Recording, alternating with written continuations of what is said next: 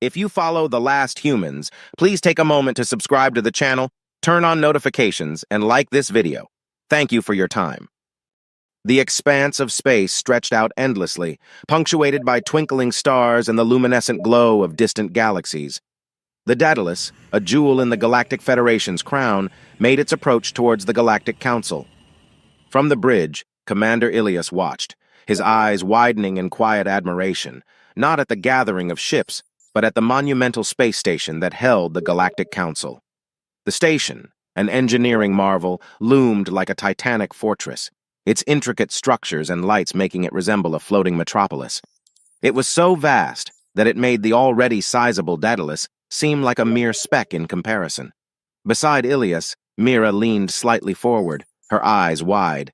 I knew the council station was large, but it's colossal, she whispered. Garrow, usually not one to be easily impressed, simply said, Yeah, it shows what we can do when we come together. Inside one of the Daedalus's suites, Ambassador Elira of the Helion Collective took a moment to compose herself. This grand display of power and unity was intimidating, even for her. She took a deep breath, readying herself for what was ahead. The Daedalus signaled its intention to dock. Responding, a massive hangar bay door from the space station slowly opened, guiding the ship inside like a hand welcoming a much smaller one into its grasp. With precision, the ship nestled inside, and its engines powered down. No sooner had the Daedalus confirmed its secure docking, Admiral Selene led a delegation towards its exit ramp. He was there to greet and escort the Helion ambassador to the council. The ship's gates lowered with a hiss, revealing Elira. Her poised figure stepped gracefully onto the platform, silver hair reflecting the hangar lights. Selene extended his hand. Ambassador Elira, welcome to the Galactic Council. Your presence and the knowledge you bring are of utmost importance. Elira accepted the handshake, her grip firm. Admiral Selene, it's an honor. The Helion Collective understands the gravity of our shared situation. We are here to help in any way we can. With a nod of understanding, Selene replied, Very well, Ambassador. The Council is eager to hear from you. Given the urgency of the Drac threat, they've decided to convene without delay. As they walked side by side, the weight of the galaxy's fate seemed to press down upon the vast station, making every moment all the more critical. Elira's mission was clear, to forge an alliance that could potentially change the course of the war against the Drac, voices of unity and offer of aid. The Galactic Council chamber was a sight to behold, a vast amphitheater, adorned with glowing symbols representing all the member species, seated representatives from across the galaxy. The air pulsed with anticipation, and a hush fell as Elira stepped onto the central platform. A senior council member, a tall humanoid with iridescent skin, rose. Ladies, gentlemen, and esteemed beings of the Galactic Council, we present to you Ambassador Elira of the Helion Collective. Elira took a moment, letting the silence stretch, then began. Representatives of the Galactic Federation, I stand here as a testament to unity in the face of adversity. My people, the Helion Collective, were once much like yours. But when the shadows of the Drac loomed over our systems, we united. Our shared struggle against this adversary has gifted us not just unity, but also a profound understanding of their tactics and technologies. The chamber remained silent, hanging on to her every word. Elira continued, her voice echoing off the chamber walls. We've faced the Drac in the dark corners of the galaxy, evading their sweeps, outsmarting their probes. This struggle has driven our technological advancements. Today, I offer our knowledge and our tech to you, not as conquerors, but as allies. She paused for a moment, letting the weight of her words settle, then added, The Helion Collective proposes a joint venture. Let us enhance a selection of your Federation vessels with our technology. Together, we can strengthen your fleet's weapons systems and cloak them with our advanced stealth capabilities. With this combined might, we can present a formidable front against the Drac. Whispers spread through the chamber like ripples in a pond. Garrow, sitting among the delegates, leaned over to Mira. She's good. The Helion tech could be a game changer. Mira nodded, her eyes fixed on Elira. Let's hope the council sees it that way. As Elira took her seat, the debate began. Council members rose one by one to voice their opinions. An avian representative from the Cygnian cluster remarked, The Drac threat is real. If the Helion Collective's technology can give us an edge, I say we embrace it. However, opposition was inevitable. A representative with scales shimmering under the chamber lights countered, How do we trust this newfound ally? What if this is just a ruse, a strategy the Drak are employing to weaken us from within? The debate continued for what felt like hours. Arguments and counter-arguments, hopes and fears were all laid bare. Finally, the senior council member who had introduced Elira rose once more. It's evident that the stakes are high and time is of the essence. While concerns are valid, the potential benefits are undeniable. All in favor of a provisional alliance with the Helion Collective and the proposed tech integration. Signify by raising your emblem. A sea of emblems, glowing in various hues, rose. The majority had spoken. With this, we ratify a provisional alliance with the Helion Collective, the senior member declared. The chamber erupted in a mixture of applause and murmurs, marking the start of a new chapter in the Federation's defense against the Drak. Preparations and confirmations. The colossal Galactic Council space station buzzed with activity. Hangar bays, previously silent and orderly, now rang with the cacophony of engineers, crews, and machines. Battle cruisers, each an imposing behemoth of power and precision, were selected for the crucial journey to Helion space. Their mission was clear: assimilate the advanced technology of the Helion Collective and return stronger, stealthier, and more formidable. On board one of the cruisers, technicians and strategists huddled, discussing the anticipated upgrades. The energy was palpable. One could almost touch the mix of excitement and responsibility that charged the air. The success of this venture could very well dictate the outcome of the impending confrontation with the Drak. Amidst this flurry of activity, in a private chamber within the council station, Solane initiated a secure comm link. The holographic display flickered and then stabilized to reveal the hardened visage of General Zorvan. The rebel leader, with his chiseled features and piercing gaze, always commanded attention. General Zorvan, Solane began, choosing his words carefully. The Galactic Council has ratified the terms we discussed. Amnesty is granted to you, your commanders, and your entire force. The Federation recognizes the value of every ally in these trying times. Zorvan's demeanor, usually stoic, betrayed a hint of relief. Commander Solane, your council's decision is wise. Our differences are inconsequential compared to the threat looming over us. The Drak are relentless, and the more hands we have on deck, the better our chances. Solane nodded. Speaking of new allies, there's something, or rather someone, you should know about. He proceeded to brief Zorvan about the recent developments with the Helion Collective. The rebel leader listened intently, absorbing every detail.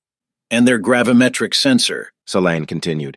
It's something we've never seen before. The capability to detect Drak drones, potentially even their cloaked ships, could tip the scales in our favor. We're working tirelessly to replicate and integrate this technology into our fleet. Zorvan raised an eyebrow, clearly impressed. The Helion Collective's technology sounds promising, Solane. This could be the very advantage we've been seeking. Solane could feel the tide turning. Every decision, every alliance was setting the stage for an epic confrontation.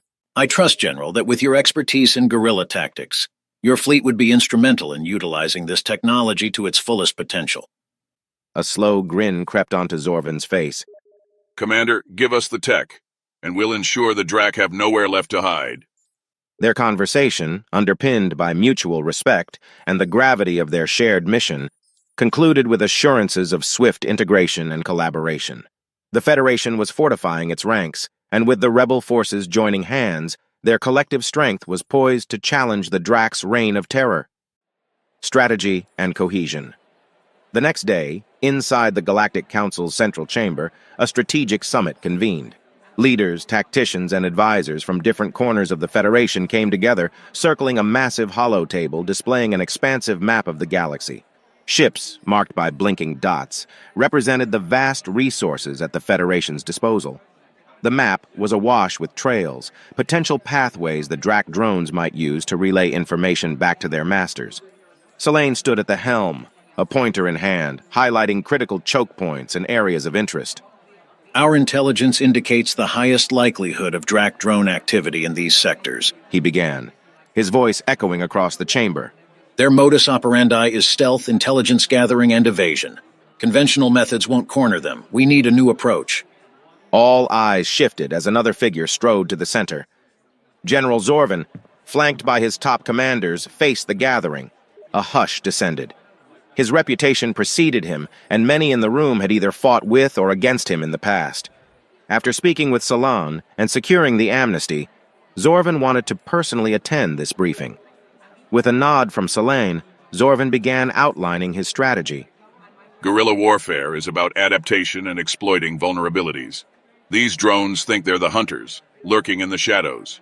We turn the tables. We become the predators. Zorvin's voice was cold, precise, like a blade being sharpened. With the Helion's gravimetric sensors, we won't just detect these pests. We'll hunt them down. Selene interjected. And that's where the wolf pack plan comes into play. General Zorvin and his fleet will be our wolves. Their ships, retrofitted with the sensors, will scout, track, and eliminate the Drak drones. We believe that with their guerrilla expertise, they are best suited to take on this mantle. Murmurs of agreement echoed throughout the chamber. While Zorvin's tactics were unconventional, they had merit. As for command logistics, Solon continued, addressing what many wondered about. General Zorvin's fleet will operate under the broader strategic objectives of the Federation. But it's paramount that we trust their tactical judgment in the field. Zorvin nodded. My fleet knows how we operate. While we'll align with the Federation's larger goals, my commanders and I will dictate the tactics, adjusting as the situation demands. We've thrived in the unpredictable, and that's the strength we bring. An advisor from the back posed a question. How do we ensure smooth communication between your fleet and ours, General? Real-time intel sharing will be critical. Zorvin smirked. We've been intercepting your signals for years. I think we'll manage. A chuckle rippled through the room. The tension was palpable but undercut with a grudging respect for the rebel general and his audacity. As the summit drew to a close, detailed plans were initiated for the seamless integration of Zorvin's armada. Collaboration nodes were set up, data channels were synchronized, and for the first time, the rebel fleet was represented on the Federation's holomap.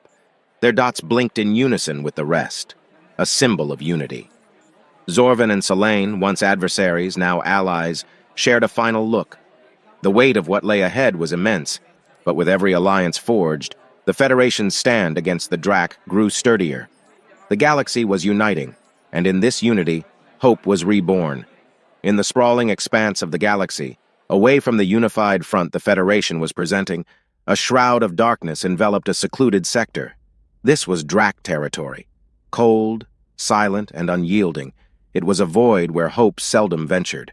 But within this abyss there was movement. 5 colossal Drak ships, their hulls a deep obsidian, shimmered against the faint starlight. These weren't just ordinary vessels. They were behemoths, symbolizing the might and ruthlessness of the Drak Empire. Each ship's design was an intricate maze of terrifying artistry, an embodiment of a civilization that thrived on conquest and subjugation. Their destination was set for the planet Orinthia, a luminous world on the fringes of Federation space.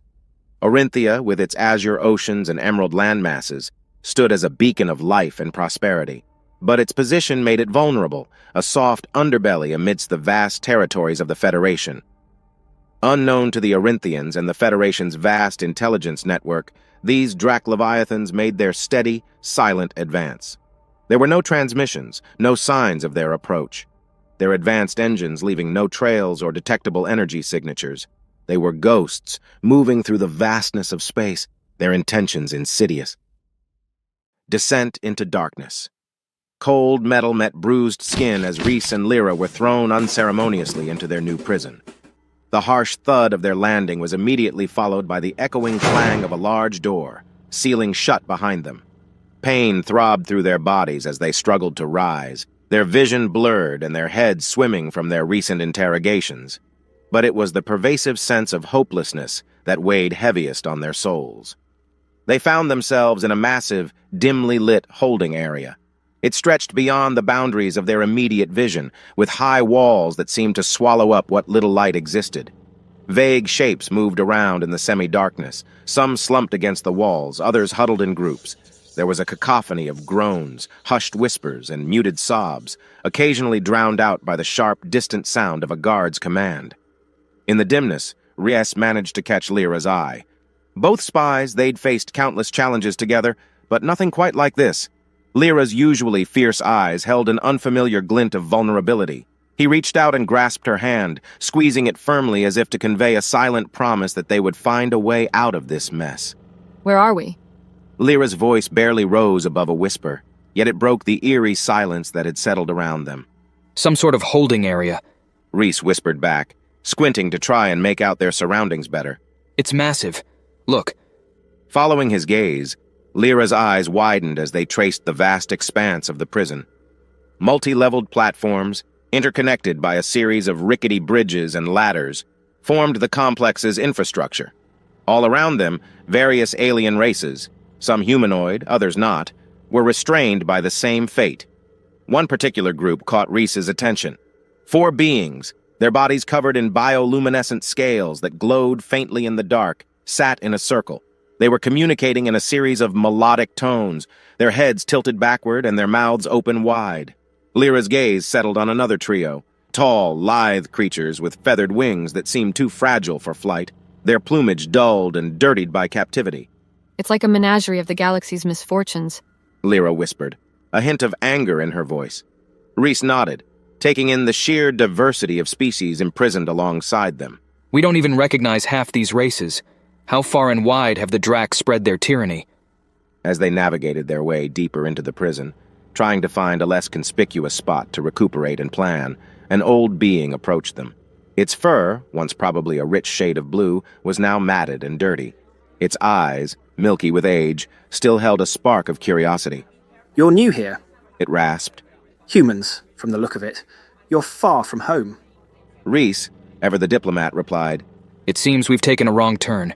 And who might you be? The creature chuckled, a low, gravelly sound. Name's Taran, and you might say I'm a bit of a historian in this wretched place. I've been here long enough, at least. If you've questions about your new neighbours, I might be able to help. Lyra, her gaze never straying from Taran, whispered to Reese, Maybe he knows a way out, or at least something that can help us. Reese nodded in agreement, ready to grasp any thread of hope. And as the trio settled into a shadowy corner, the tales of countless races and worlds, all subjugated by the Drac, began to unfold. Stories of struggle. Taran's tales seemed endless, each one more harrowing than the last. As hours slipped by, a crowd had gathered around the trio. In the darkness, captive faces illuminated by the sporadic glow of bioluminescent beings listened intently. This assembly, it seemed, sought solace in shared experiences and the whispered dreams of freedom. One story in particular caught Lyra's attention. It was the account of Maelin, a tall, slender creature with an iridescent exoskeleton emanating a soft cyan glow. We were a peaceful society, Maelin began, his voice resonating with a haunting echo. The Astrala, living in harmony with our world's delicate ecosystem. But the Drac saw potential in our planet's unique flora. They sought to harvest it, irrespective of the damage they caused. As Maelin spoke, his exoskeleton shifted in hue, mirroring the spectrum of emotions he went through, from the serene blues of peaceful memories to the angry reds of invasion and conflict. They overwhelmed us, not with brute strength, but with their sheer numbers. We resisted, Malon continued, his color now a fierce orange. But one by one our cities fell, our forests burned, and our people enslaved. Moved by the tale, a feathered creature, Lithia of the Varan species, decided to share her story next. She spoke of vast skies and open air, and how her people once soared without constraints. But then the Drac came, shrouding their world in darkness and caging them, literally and metaphorically. Each story held a pattern, a peaceful world, the arrival of the Drac, resistance, and eventual capture or subjugation. Yet, amid the melancholic tales, threads of hope were woven. Many spoke of resistances that still existed, of hidden bases and guerrilla warfare. Amid the stories, Lyra and Reese could sense an opportunity. They exchanged glances, realizing that this prison, this dark, sorrowful place, might just be the nexus of alliances they had been searching for. Reese took a deep breath and spoke up. Each of us here has a common enemy. The Drac have taken our freedom, our homes, and for some, even our families. But look around you. We are a formidable force combined. With the knowledge and experiences we share, we can mount a resistance like no other. A murmur of agreement spread through the crowd. Lithia fluttered her diminished wings. But how do you propose we do that, human? We are all prisoners here. The Drak's security measures are unparalleled. Before Reese could respond, a voice interrupted from the back. Not entirely unparalleled. All eyes turned to a cloaked figure stepping into the dim light. As the hood fell back, it revealed an aged face, scarred and weathered, but with bright, calculating eyes. I am Arlon, once a prince of the Denari Empire, he declared, his voice tinged with both pride and sorrow. My people fell, but I led a rebellion and many still pledge loyalty to me. If we get out, I can rally them, but escape is no small feat. Reese and Lyra shared a look of intrigue. Here, in the bowels of the galaxy, they'd stumbled upon a potential ally, someone with resources and influence. Then let's start there. Lyra said determinedly. Let's find a way out and bring our stories, our strengths back to our worlds. Let's turn this prison into the first step of our collective fight back. A hushed wave of whispered agreement spread through the assembled captives. In the face of adversity, the spark of rebellion was lit, a glimmer in the gloom. The vast chamber's melancholic atmosphere changed as Reese, Lyra, Prince Arlon, and Lithia huddled in a shadowed corner, away from prying eyes. Though these talks were hushed and hurried, every word echoed with hope and urgency. The first moonrise, Lithia whispered, her voice steady. That's our window. There's a guard shift then. They become complacent, assuming we're all resigned to our fate. Arlen looked intently at Reese. But escaping this chamber is only the first step. How do we get past the guards and the security systems? Reese sighed. That's the challenge. If our stealth ship is still intact, if we can just reach the hangar. It's undamaged. A soft voice from behind them interjected. Startled, they turned to see a guard, his uniform partially hidden beneath a cloak. His features were strikingly similar to Arlen's. Draven? Arlen whispered in surprise. The guard nodded. They captured me before the invasion on our planet, forcing me to serve them by threatening our family. When I saw you, I knew we had a chance. The reunion was touching, but time was of the essence. Can you guide us to the stealth ship? Reese inquired, hope glinting in his eyes. Draven nodded. During the third moonrise, I'll be on duty near this chamber. I can guide you through the less guarded paths. Lyra interjected. We won't leave you behind. Draven looked resolute. No, my place is here for now. Once you're out, I'll work from inside. I'll create chaos with the ship's systems and let the other prisoners out. While they try and contain the riot, you should be able to slip away undetected. As the group began to draft a plan, Reese took a moment to reflect. Our stealth ship only has seats for 2, but we have extra storage space to fit 2 more people. It's going to be tight. Once we're out, we can jump to hyperspace. The Drak ships will be too slow to catch us. Lithia, with her knowledge of the ship's systems, would be invaluable, and Arlen's tactical prowess was irreplaceable. They would join Reese and Lyra and attempt an escape. Their escape wouldn't just be a personal liberation, it'd be a beacon of hope for all the races imprisoned there. In the days that followed, every move was measured. Every conversation weighed for importance. The stakes were clear. If they were discovered, retribution would be brutal. Yet even in the weight of impending escape, an alliance was forming. The tales of the Federation that Reese and Lyra shared gave Arlen and Lithia a broader perspective. Perhaps if they managed to flee, they can add their strength and numbers to the Federation. It could present a formidable challenge to the Drak. The moon cycles of the prison ship continued, bringing them closer to their chance. The weight of anticipation was palpable, but amid the fear and uncertainty, there was a budding hope. The thought of flying free, of reigniting the fires of resistance, spurred them on. The Drak might have captured them, but they would never break their spirit. Testing the waters. On the other side of the galaxy, the enormity of space seemed both confounding and fascinating. Floating against the dark void, the Galactic Council's massive space station stood as a testament to their resolve and unity. Not far from it, a small vessel, its sleek hull reflecting the distant stars, drifted. This was the Vigilant, captained by the resilient Captain Hale. Hale stood on the bridge, surrounded by the hum of consoles and the subdued chatter of the crew. The ship's first mission after the catastrophic encounter with the Drak was of paramount importance. On a platform, bathed in soft blue light, was the gravimetric sensor, a piece of Halian technology with potential capabilities still not fully understood by the Federation. Initiate the sensor, commanded Captain Hale, his voice reflecting a mix of anticipation and apprehension. A crew member hesitated for a split second before nodding and activating the device. The device whirred, its sound resonating with the heartbeat of everyone on board. All eyes darted to the main screen. Suddenly, the calm of the room was shattered as 4 distinct dots appeared on the screen. The sensor had detected something. "Battle stations," Hale shouted. The crew, trained for moments like these, immediately jumped into action. As alarms echoed throughout the ship, Hale opened communications to Zorvan's vessel, still stationed near the Galactic Council. "We have 4 contacts, Zorvan," Hale said, urgency evident in his voice. "I'm sending you the live feed. Engage Alpha and Omega drones. I'll take the other 2. The feed showed the outlines of the drones, their design eerily organic, but distinctly Drac in nature. Captain Hale steered the Vigilant towards the closest Drac drone. With practiced precision, he locked onto the target and fired. Bright beams of energy erupted from the ship's cannons, striking the drone and obliterating it into a shower of debris. Not far, Zorvan's vessel danced through space, swiftly closing the gap to its target. The ship unleashed a salvo of projectiles, impacting and shattering the Alpha drone.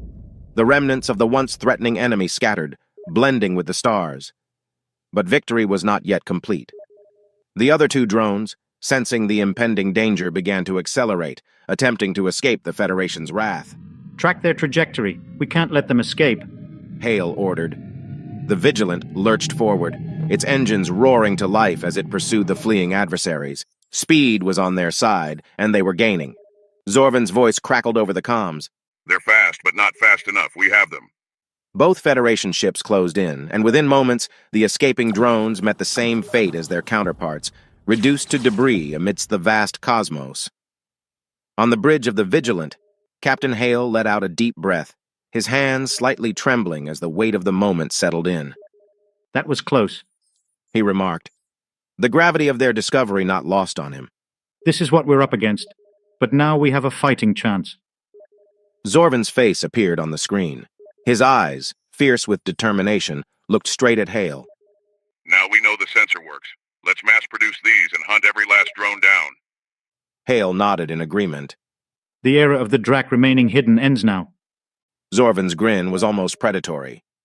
"It will be my pleasure," he declared. The parting thought was clear. The Drac had awoken a united, technologically advanced, and determined enemy. The Federation was ready to strike back. The Federation's space dock, known as Alpha Nexus, was abuzz with activity. Alpha Nexus, an immense structure floating in the void, could house entire fleets. Today, it hosted General Zorvan's flagship and several of his vessels.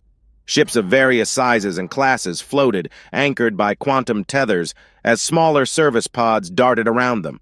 Bright lights illuminated the silhouettes of engineers and technicians as they clambered over the ship's exteriors, fitting them with the newest piece of technology that held the promise of turning the tide against the Drac: the gravimetric sensors. Inside one of the ships, Captain Lareth tapped at the terminal, his fingers dancing over the holographic interface. The sensor's readouts displayed a myriad of information. He squinted, trying to understand the flurry of data. A voice from behind startled him. "It's overwhelming at first, isn't it?" Turning, he found Zorvan approaching, his authoritative aura unmistakable. Lareth straightened. "General Zorvan, sir. It's an honor. And yes, the influx of data is vast." Zorvan smiled. "You'll get used to it. This is the edge we've been waiting for."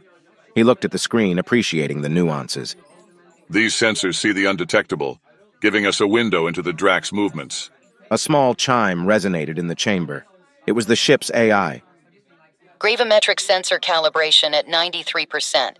Estimated full operational readiness in 3 hours. Zorvan nodded, pleased. "Good. Once they're ready, we'll have the eyes to see where none could before." Lareth's curiosity piqued. "Sir, the Helion technology is truly astounding. Do you believe with their continued assistance and these upgrades, we can gain an upper hand in the war against the Drac?" Zorvan looked thoughtful. "The Helions have shown us a path we hadn't seen before. Their technological prowess combined with our determination, it's a formidable combination. I believe with these new tools and further collaboration, we can certainly tilt the scales in our favor." Their conversation was interrupted by a soft chime. Lareth's console displayed a live feed of the dock. The remaining ships of Zorvan's fleet were gradually being fitted with the new technology. Engineers, looking minuscule against the vastness of space, flitted about, diligently installing and testing the sensors. One of the engineers, a bright-eyed young woman named Talia, floated towards a service pod after completing her task. Through her comm, she reported, Vessel 4's gravimetric installation complete. Running diagnostics now. Zorvan overheard the update. Talia's team is efficient. By the time the Sol rises, 6 of my ships will be equipped, ready to pierce the dark shroud the Drac hide behind. As the two continued discussing strategy and the nuances of the new equipment, Alpha Nexus itself seemed to hum with anticipation. Every corner of the dock reflected the Federation's dedication, resilience, and hope. The clock was ticking. The Federation was evolving, arming itself not just with weapons but with the knowledge and capability to foresee what lay ahead. As the hours passed, the anticipation grew. The ships, their crews, and the entire Federation waited for the moment they would embark on a mission that would either save their universe or see it plunge into an abyss. Only time would tell which. Journey to the Helion Collective. The vast expanse of space stretched out before them, filled with stars, nebulae, and the unknown. At the forefront of the fleet was Elira's vessel, sleek and silent, a testament to Helion engineering. It stood out, its design markedly different from the Federation ships it was guiding. Elira herself was on the bridge, her eyes focused on the navigational array before her. Around her, Federation officers worked diligently, each one aware of the importance of their mission. The gravimetric sensor on board Elira's ship hummed softly, its display showing a clear path through space. Every once in a while it would ping, indicating potential obstacles, but so far, no Drac presence. We have a clear course for the Helion Collective, Elira said, her voice confident. Stay close and keep an eye on the sensor's feed. The Drac drones may be lurking. Captain Jorvis of the lead Federation ship, the Star Strider, nodded. Understood. Our ships are at the ready. The journey may be perilous, but we're prepared. Simultaneously, far from their location, General Zorvan's fleet began its own voyage. The newly installed gravimetric sensors on his ships were already proving invaluable, pinpointing regions in space that had previously been blind spots. The mission was clear. Seek and neutralize any Drac drones entering or operating in Federation territory. On the bridge of his flagship, General Zorvan stood with a determined gaze. These Drac drones have been operating in the shadows, gathering information. With these sensors, we can blind them and cripple their reconnaissance. His tactical officer, Lieutenant Dries, looked up from a monitor. First readings are coming in, Captain. There's an anomaly 3 parsecs away, moving erratically. It matches the known patterns of Drac drones. Zorvan's eyes sharpened. Set a course. We'll intercept. Back with Elira's convoy, the journey was relatively calm. The vast stretches of space between the Federation and the Helion Collective were filled with wonder and beauty. Nebulae shimmered in a dance of colors, and distant galaxies painted the canvas of the cosmos. Yet beneath this serene setting, there was an undercurrent of tension. Every crew member, from ensign to captain, knew that danger could lurk behind any asteroid or within the shadow of any star. Elira often found herself standing beside the large panoramic window on her ship's bridge. The sight of the Federation fleet, moving in formation, gave her hope. Their combined might, and the upcoming Helion enhancements, would surely turn the tide against the Drac. As hours turned into days, the fleet approached the outskirts of Helion territory. The Collective was a marvel in itself, an alliance of systems and planets, each contributing to a harmonious existence. Suddenly, a soft chime resounded on Elira's ship. The gravimetric sensor had picked up something, a faint blip moving rapidly towards them. Drac drone, approaching from the starboard side, shouted one of her officers. Captain Jorvis immediately responded. All ships, defensive formation. Elira, stay in the center. We'll handle this. As the Federation ships took their positions, the lone Drac drone, perhaps emboldened by its unknown findings, zoomed forward, attempting to evade and continue its recon mission. Elira sighed in relief as the fleet managed to corner the drone, ensuring it couldn't relay any information back. One less spy in the cosmos. Thank you, Captain Jorvis. He smiled. All in a day's work. Let's continue. The Helion Collective awaits. The two fleets, separated by light years but united in purpose, continued their respective missions. The universe watched, holding its breath, as the next chapter in the Federation story unfolded. A Vision of Unity. Ambassador Salan sat in his well-appointed office aboard the Federation's main starbase. His large desk was flanked by holographic displays showing various star charts and tactical plans. Despite the vast array of technology around him, his focus was solely on the flickering communication panel in front of him. Elira's face shimmered into view, the backdrop of her ship's bridge visible behind her. Ambassador Selene. She greeted, her voice clear despite the light years separating them. Ambassador Elira. Selene acknowledged with a slight nod. It's good to see you again, even if only through a comlink.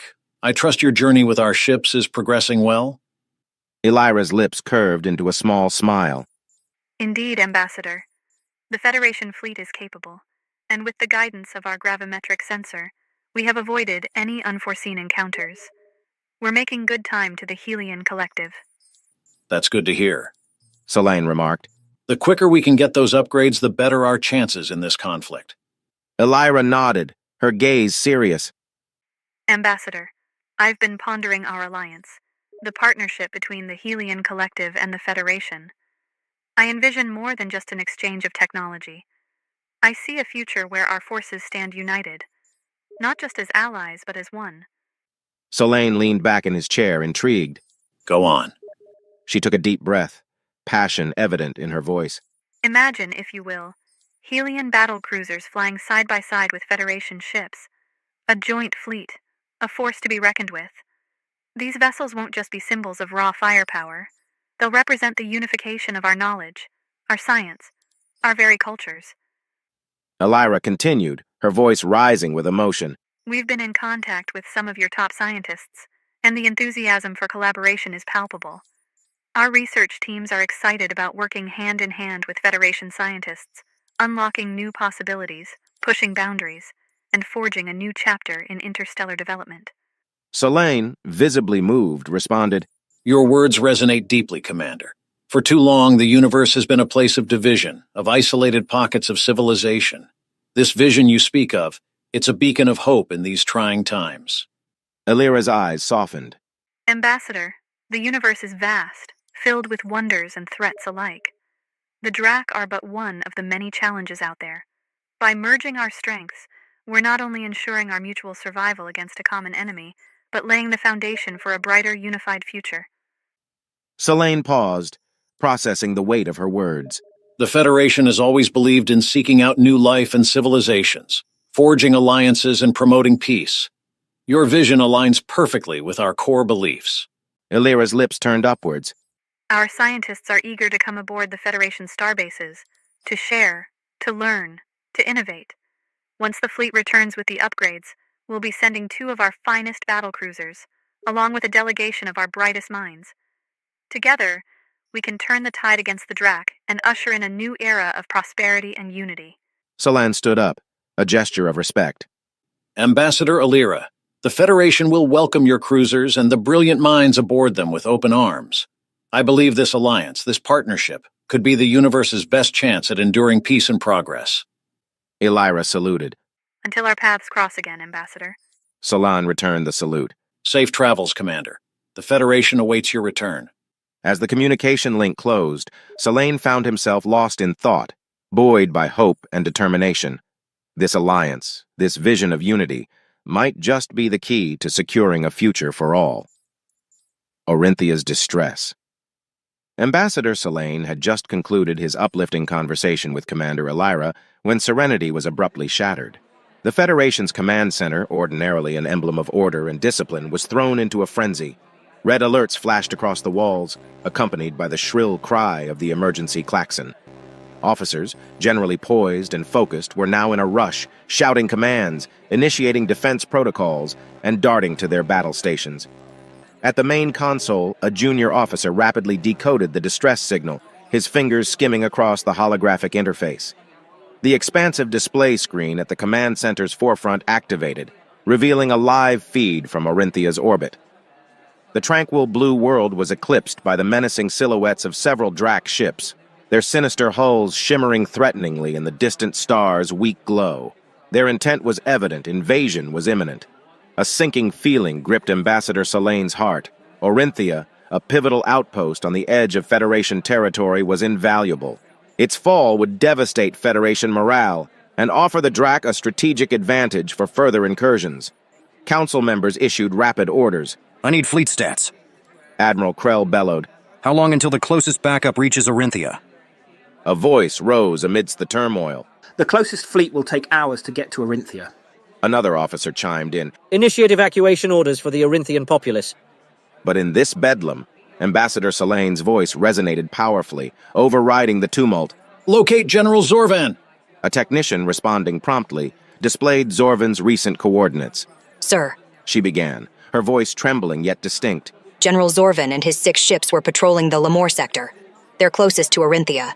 And their estimated time of arrival? Solane questioned. Considering their current speed and trajectory, approximately 1 hour. She responded. Solane's gaze hardened. Contact General Zorvan immediately. He needs to be briefed. Acknowledging with a nod, the technician sent an urgent message. Turning to the War Council, Solane stated, Zorvan and his ships are our primary hope. Equipped with the gravimetric sensors, if they reach Orinthia in time, they might stand a chance. Admiral Krell concurred. The Drac won't anticipate their counter. Activity surged in the command center as communication lines opened. Defense stratagems were devised, and all resources were deployed to assist Zorvan's squadron. However, an undercurrent of apprehension lingered.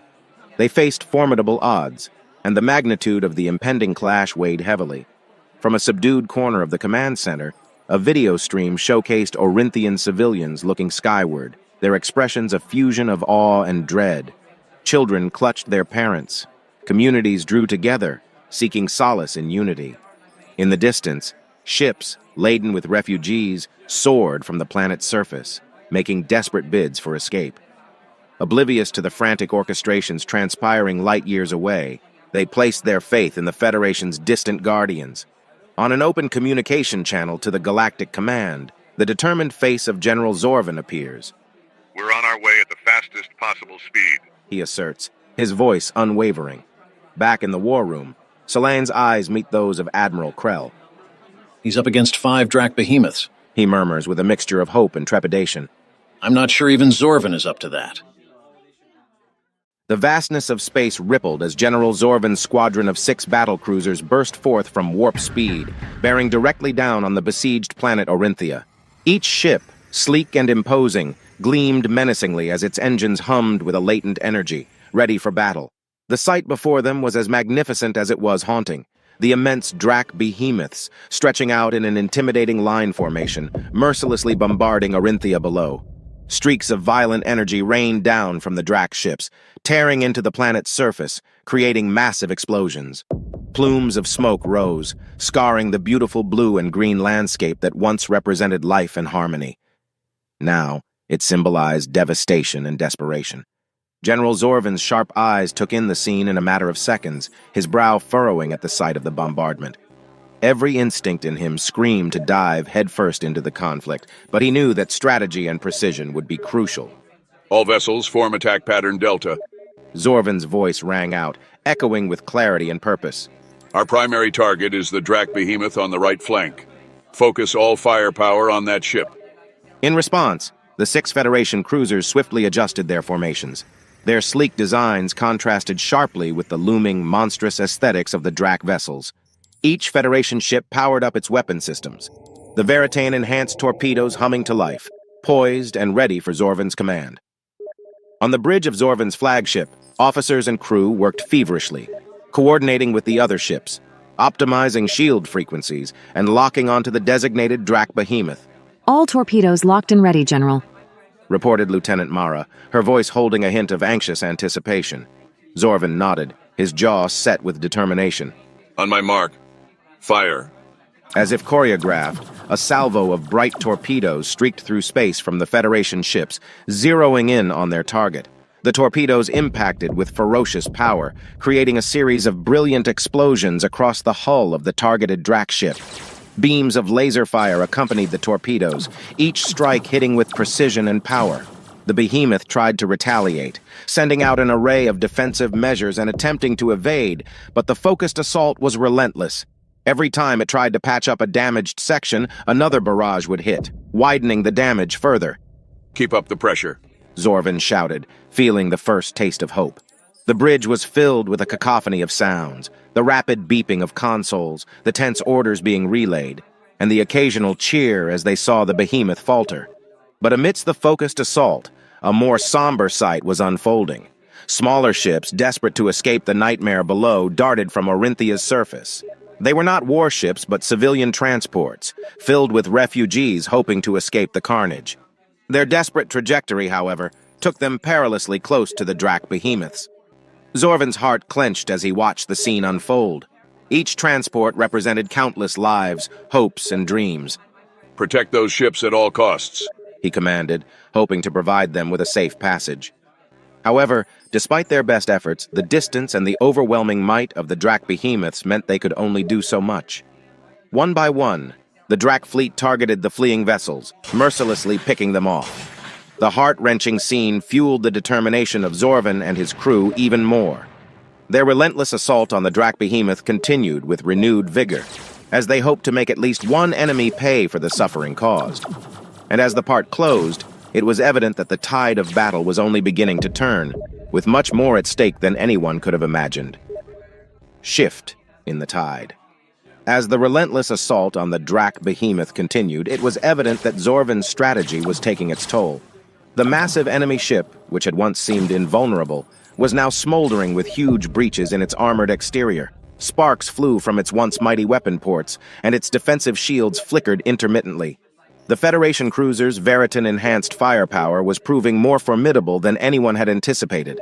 But the moment of triumph was bittersweet, overshadowed by the grim sight of the civilian vessels being struck down. Each explosion served as a painful reminder of the price of war. The bridge crew's initial cheers slowly gave way to a silent determination. Everyone knew what was at stake. As the beleaguered Drak behemoth showed signs of critical damage, Zorvan called out, "Prepare to target the next one. We need to give our people more time." However, the other Drak ships had been observing the engagement closely. Not willing to see another of their kind fall, the four remaining behemoths began to change their formations. Almost in unison, they started to rotate and angle their enormous hulls toward Zorvan's squadron. Their move was clearly defensive, seeking to shield their wounded kin from further harm. The pause was momentary. Suddenly, with a harmony that spoke of shared consciousness or an eerily synchronized AI, they unleashed a concentrated salvo of energy projectiles toward Zorvan's ships. Space around the cruisers lit up with brilliant flashes as deadly projectiles hurtled towards them. General Zorvan, realizing the imminent threat, shouted, "Evasive maneuvers, brace for impact." Despite the crew's best efforts, the onslaught was overpowering. Zorvan's fleet, though advanced and nimble, was significantly outnumbered and outgunned. Two of the Federation ships took direct hits. One cruiser's shields failed instantly under the barrage, causing a massive explosion that ripped it apart. The other ship, though still intact, was severely crippled, its engine trails flickering as it struggled to maintain formation. "General, we've lost the Serena, and the Pulsar is heavily damaged," reported Commander Rael, his voice filled with anguish. The weight of leadership pressed heavily on Zorvan. Each lost ship was not just metal and tech. It was filled with brave souls under his command. He clenched his fists, the usually stoic general allowing a hint of anger to pierce his features. The scene on the bridge was chaotic, with alarms blaring and officers shouting reports and orders. But amidst this, a senior officer, Captain Trell, voiced the sentiment on everyone's minds. "General, we can't leave the planet. What about our people?" Zorvan took a deep breath, steadying himself amidst the turmoil. "We can't help them if we're dead, Captain," he replied grimly, making a heart-wrenching decision. "All ships disengage and regroup. We need to fall back." But retreating wasn't so straightforward. The Drak behemoths, sensing the tide of battle turning in their favor, pressed their advantage. They pursued the Federation ships, firing volley after volley, determined to not let a single one escape. Zorvan, drawing upon his years of experience, led his fleet in evasive patterns, using asteroid clusters and the magnetic fields of Orinthea's moons as cover, trying to break line of sight with their pursuers. The game of cat and mouse was tense, with the remaining Federation ships narrowly avoiding several devastating barrages. As the cruisers managed to gain some distance, Zorvan received a priority transmission from the Galactic War Council. The holographic figure of Admiral Krell appeared. General Zorvan, rendezvous with the main Federation fleet, 2 parsecs away from your current position. Zorvan nodded. Understood, Admiral. We're on our way. The Federation cruisers, their once shining hulls battered and scorched, engaged their warp drives, vanishing from the vicinity of Arinthia. Behind them, the malevolent behemoths turned their attention back to the beleaguered planet, resuming their ruthless bombardment. Betrayal from within. Several light-years away, aboard the sprawling Drac behemoth, Rice, Lyra, Arlon, and Lithia found themselves trapped amidst a vast sea of cold metal and oppressive despair. The ship's air, thick with tension, seemed to suppress every ray of hope. Yet, in the quiet corners of their cells and the shadows of the corridors, a delicate plan had started to form, anchored by an unlikely alliance. Deep within the ship's dimly lit chambers, Arlen leaned closer to Rice and whispered, "Remember, on the third moonrise, everything changes." Rice gave a curt nod while Lyra, using her delicate fingers, subtly communicated in a series of coded hand gestures to Lithia. The latter, a master of deciphering the most cryptic of messages, instantly understood. Among the Drac guards, one stood out. Draven, with his upright posture and a distinct scar running down his left cheek, seemed like any other dedicated guardian of the Drac collective. But hidden beneath that formidable exterior was a past intertwined with Arlen's. Years ago, on a clandestine mission, Arlen had saved Draven, leading to an unspoken bond between them. Now, with the universe at stake, Draven's loyalty to his savior was about to be put to the test. The third moonrise was nearing. From the behemoth's transparent sections, one could witness the celestial events beginning as the third moon of Arinthia started its ascent. Its silver sheen painted the ship, making everything momentarily ethereal.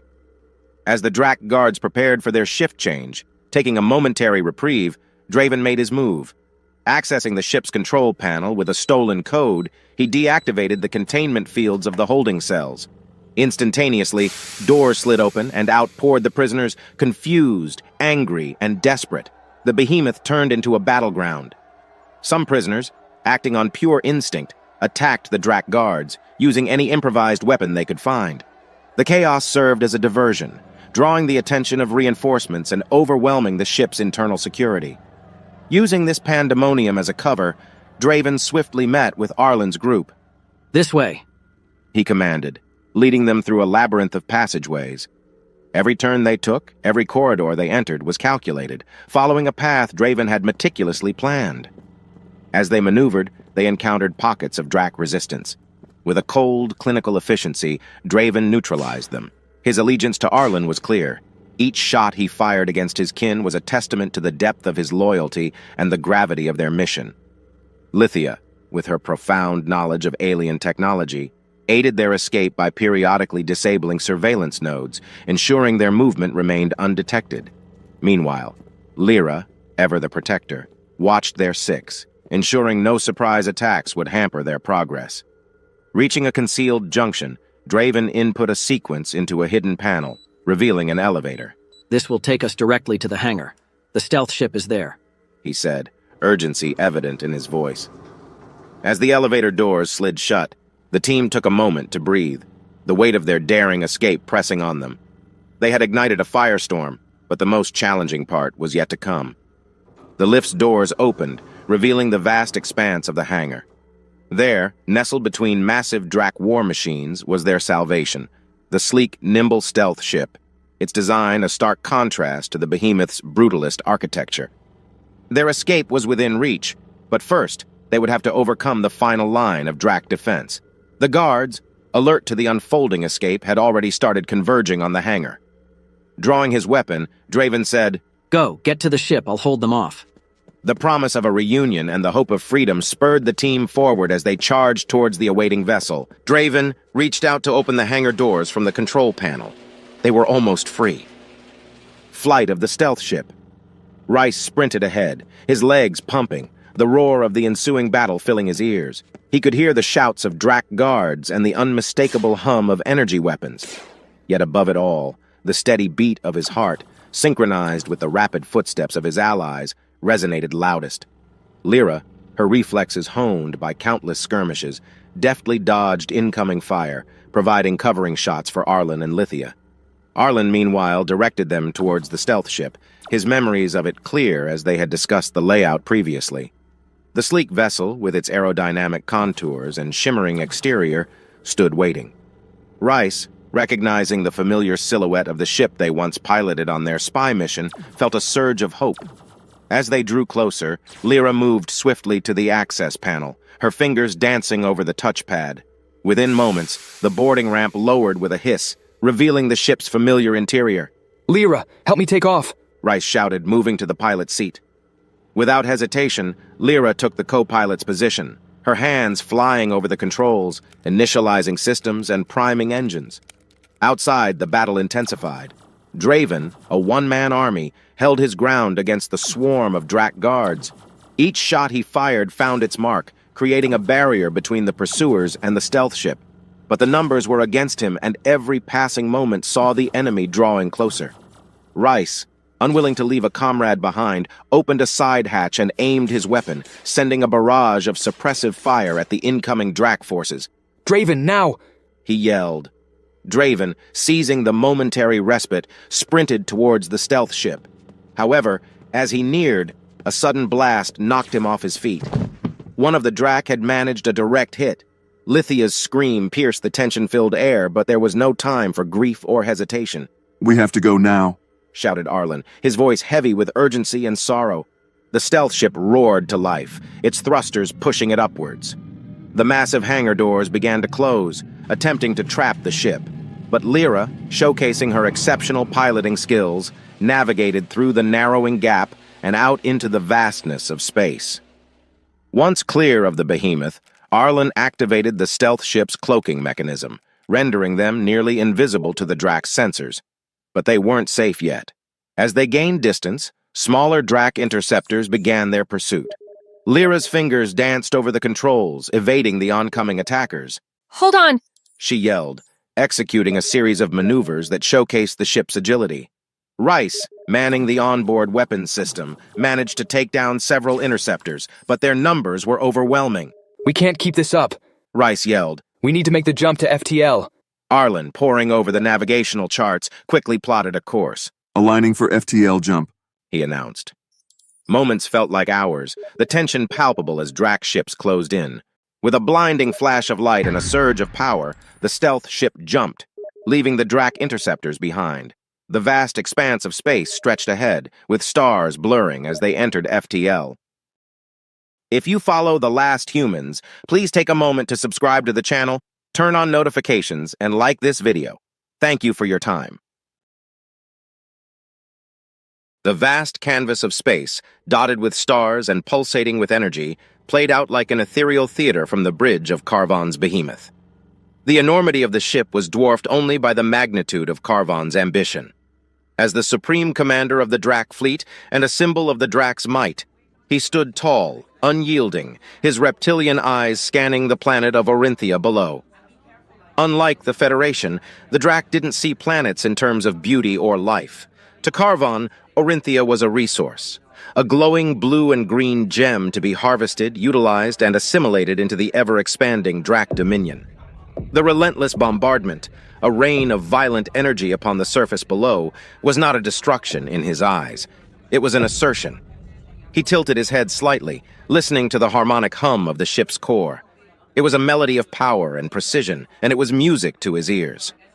Around him, the bridge was a buzz of activity. Officers relayed reports, crew members monitored screens displaying complex algorithms, and the atmosphere was one of cold efficiency. "Lieutenant Narks," Karvan's voice echoed, both commanding and calm. "Update." A slender Drak officer stepped forward, his dark scales reflecting the ambient light of the control panels. "Commander Karvan, the Orinthian defense grids are 76% neutralized. Their communications have been intercepted, and the local populace is in disarray. We predict full control within 3 solar rotations." Karvan nodded, a gesture more for Narks's understanding than any Drak instinct. "Proceed as planned. Make sure the assimilation units are prepared for deployment." The affirmative was barely out of Narks's mouth when a sharp, piercing alarm resonated across the bridge. Instantly, the crew moved into a higher state of alert, their training evident in their swift reactions. "Unidentified fleet emerging from warp," one of the sensor officers called out. The massive holoscreen at the front of the bridge flickered to life, displaying the sudden appearance of Zorvan's squadron. 6 sleek, predatory ships gliding with purpose. Carvon watched intently, recognizing the insignia on the Federation vessels. General Zorvan. He mused aloud. I've heard tales of his exploits. This will be interesting. A whisper of conversations began among the officers. The Federation's audacity to challenge the Drac so directly was unexpected. Most knew of Zorvan's reputation, a master tactician, a warrior of renown, but they were Drac, and their faith in their own superiority was unshakable. Carvin observed as the Federation ships adjusted their formation, their movements fluid and coordinated. The dance of strategy was about to begin, and both leaders knew the steps. It was a matter of who could outmaneuver the other. Commander, Narks approached cautiously. Our initial scans suggest they're targeting the behemoth on our right flank. Perhaps a diversion. Carvon contemplated for a moment. Or a strategy. Zorvan is known for his precision strikes. He aims to weaken us one ship at a time. There was no panic in Carvon's demeanor, only a heightened interest. Alert the targeted ship. Have them bolster their defenses and prepare for a direct assault. While the bridge prepared for the impending confrontation, deep within Carvin was an emotion rarely felt. Anticipation. This would not be a simple annexation. It was a dance of 2 galactic powers, and the galaxy was watching. As the Federation's torpedoes burst into life, their fiery trails illuminating space's darkness, Carvon felt the weight of leadership. He had countless battles under his belt, but this one against Zorvan promised to be legendary. Let them come. Carvon whispered to himself, his gaze unwavering. We shall see if the Federation's might matches its reputation. In the vastness of space, as 2 titans prepared to clash, the destiny of Orinthia and its inhabitants hung in the balance. The vastness of space was momentarily set aflame by the Federation's unexpected tactical maneuver. Their decision to concentrate fire on a single Drac behemoth was not one Carvon had anticipated, and the sudden onslaught left his fleet momentarily disoriented. Through the maelstrom of explosions and chaos, he discerned the Federation's underlying strategy: isolate, attack, and decimate his ships, one at a time. It was a classic maneuver, yet executed with such precision that even Carvon, in the depths of his reptilian heart, felt a flicker of admiration for Zorvan's tactics. On board the besieged behemoth, alarms blared and warning lights illuminated the bridge in a frantic dance of red. The ship's captain, sensing the dire situation, transmitted distress signals across all channels. Commander Carvon, we are under heavy fire. Shields are degrading faster than we can reinforce them. Carvin's eyes, usually so cold and calculating, now burned with determination. He quickly realized that if the beleaguered behemoth fell, it would serve as more than just a loss of firepower. It would be a blow to the Drac's pride and reputation. The Federation was trying to send a clear message, and Carvon had no intention of letting them succeed. Realigning his fleet with swift, decisive commands, Carvon orchestrated a protective formation around the besieged ship. His smaller craft swooped in, drawing the Federation's fire and deflecting it from the behemoth. Protect the behemoth at all costs. Redirect energy from non-essential systems to shields and weaponry, he ordered. In the midst of this tactical rearrangement, Carvon found himself watching the fleeing civilian crafts from Orinthia. Their desperate flight, a silent testament to the Federation's commitment to protect its own. While he struggled to understand the emotional connection that humans had with their kin, he couldn't deny the lengths they were willing to go to ensure their safety. Could this be their Achilles' heel? The Drac had no such sentimentality. For them, the weak were culled, and the strong survived. It was a brutal way of life, one that had ensured the Drac's dominance for millennia.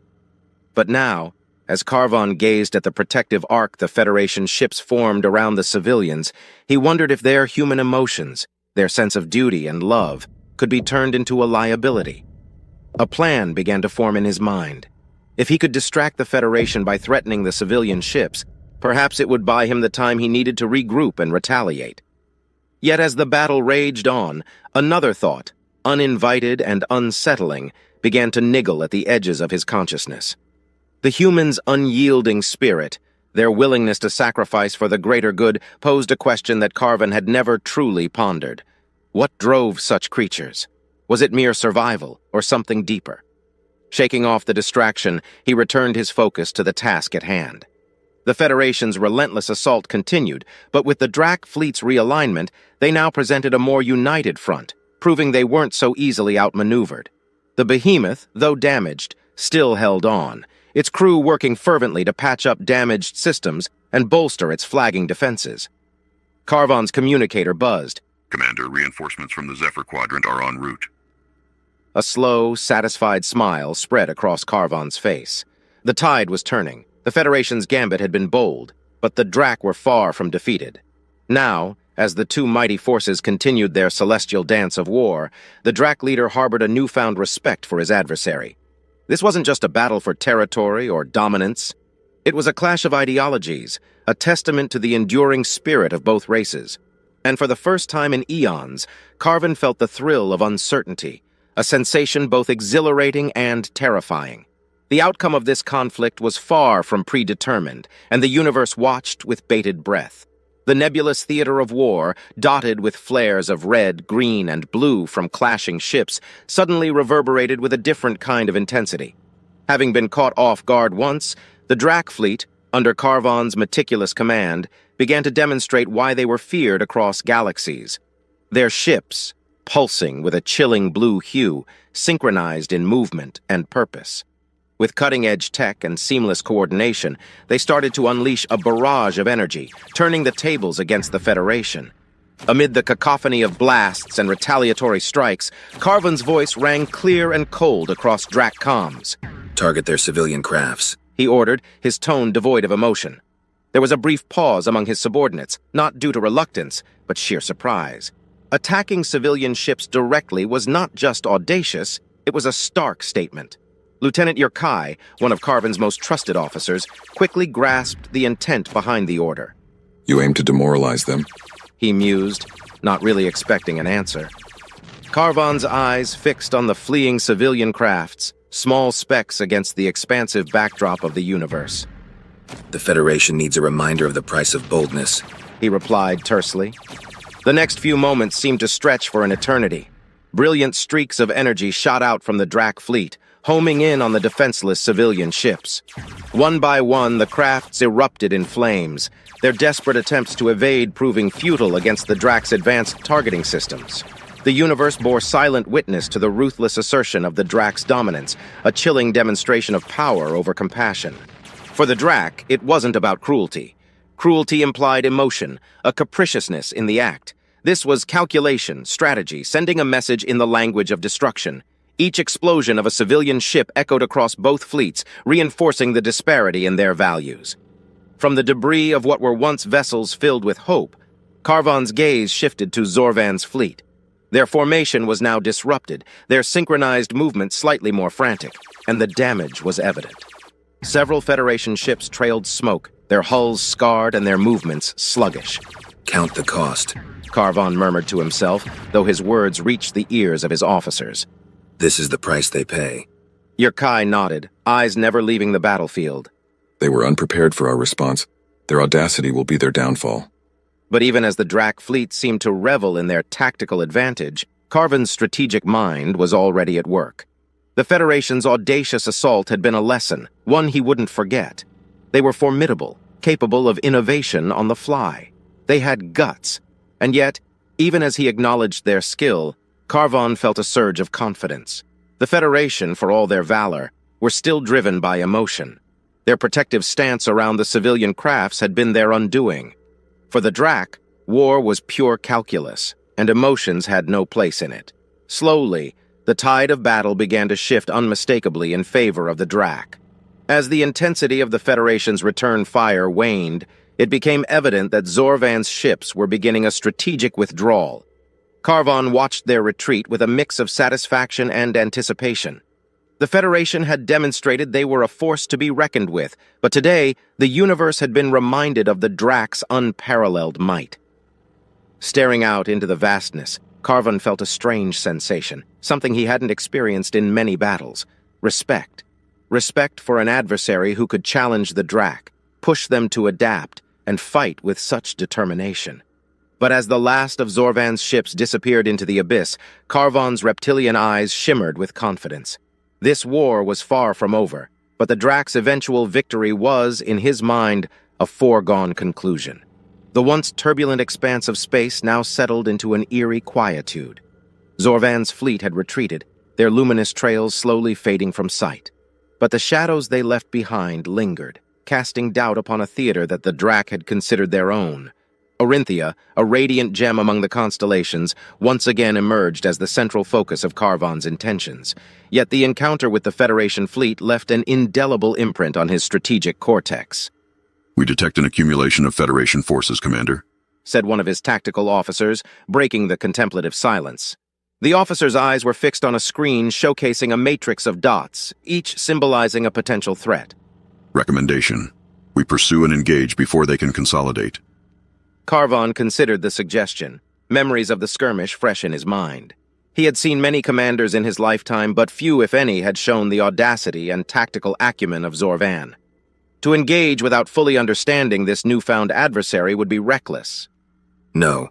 Carvan's voice was firm but contemplative. We will not pursue. Realign the fleet and restart the bombardment of Orinthia from orbit. The inhabitants must know the consequence of Federation interference. His officer looked puzzled. "Commander, with respect, we have the upper hand now. Why wait?" Carvan's gaze didn't waver from the looming specter of Orinthia. Because, Lieutenant, the game has changed, and to underestimate an opponent, especially one as resourceful as Zorvan, would be folly. There it was, a sentiment that Carvan had rarely felt, let alone voiced respect. He had witnessed Zorvan's ability to galvanize a fleet, to instill hope even in the face of devastating odds. This wasn't just about ships and firepower. It was a battle of minds, and Carvan recognized that their next clash would not be so straightforward. As hours melded into each other, Carvan's chamber became a haven of reflection. Battle simulations ran on holographic screens, displaying possible scenarios of their next encounter with the Federation. But beyond these projections, Carvan wrestled with deeper contemplations. Gone were the days where the Drac could simply impose their will without resistance. The galaxy was evolving, and if they didn't adapt, they risked being left behind. For all their technological prowess and disciplined tactics, the emotional tenacity of the Federation was a factor they couldn't ignore. The chamber's large observation window offered a panorama of the cosmos. Stars twinkled, nebulas swirled in colorful dances, and planets orbited in harmonious patterns.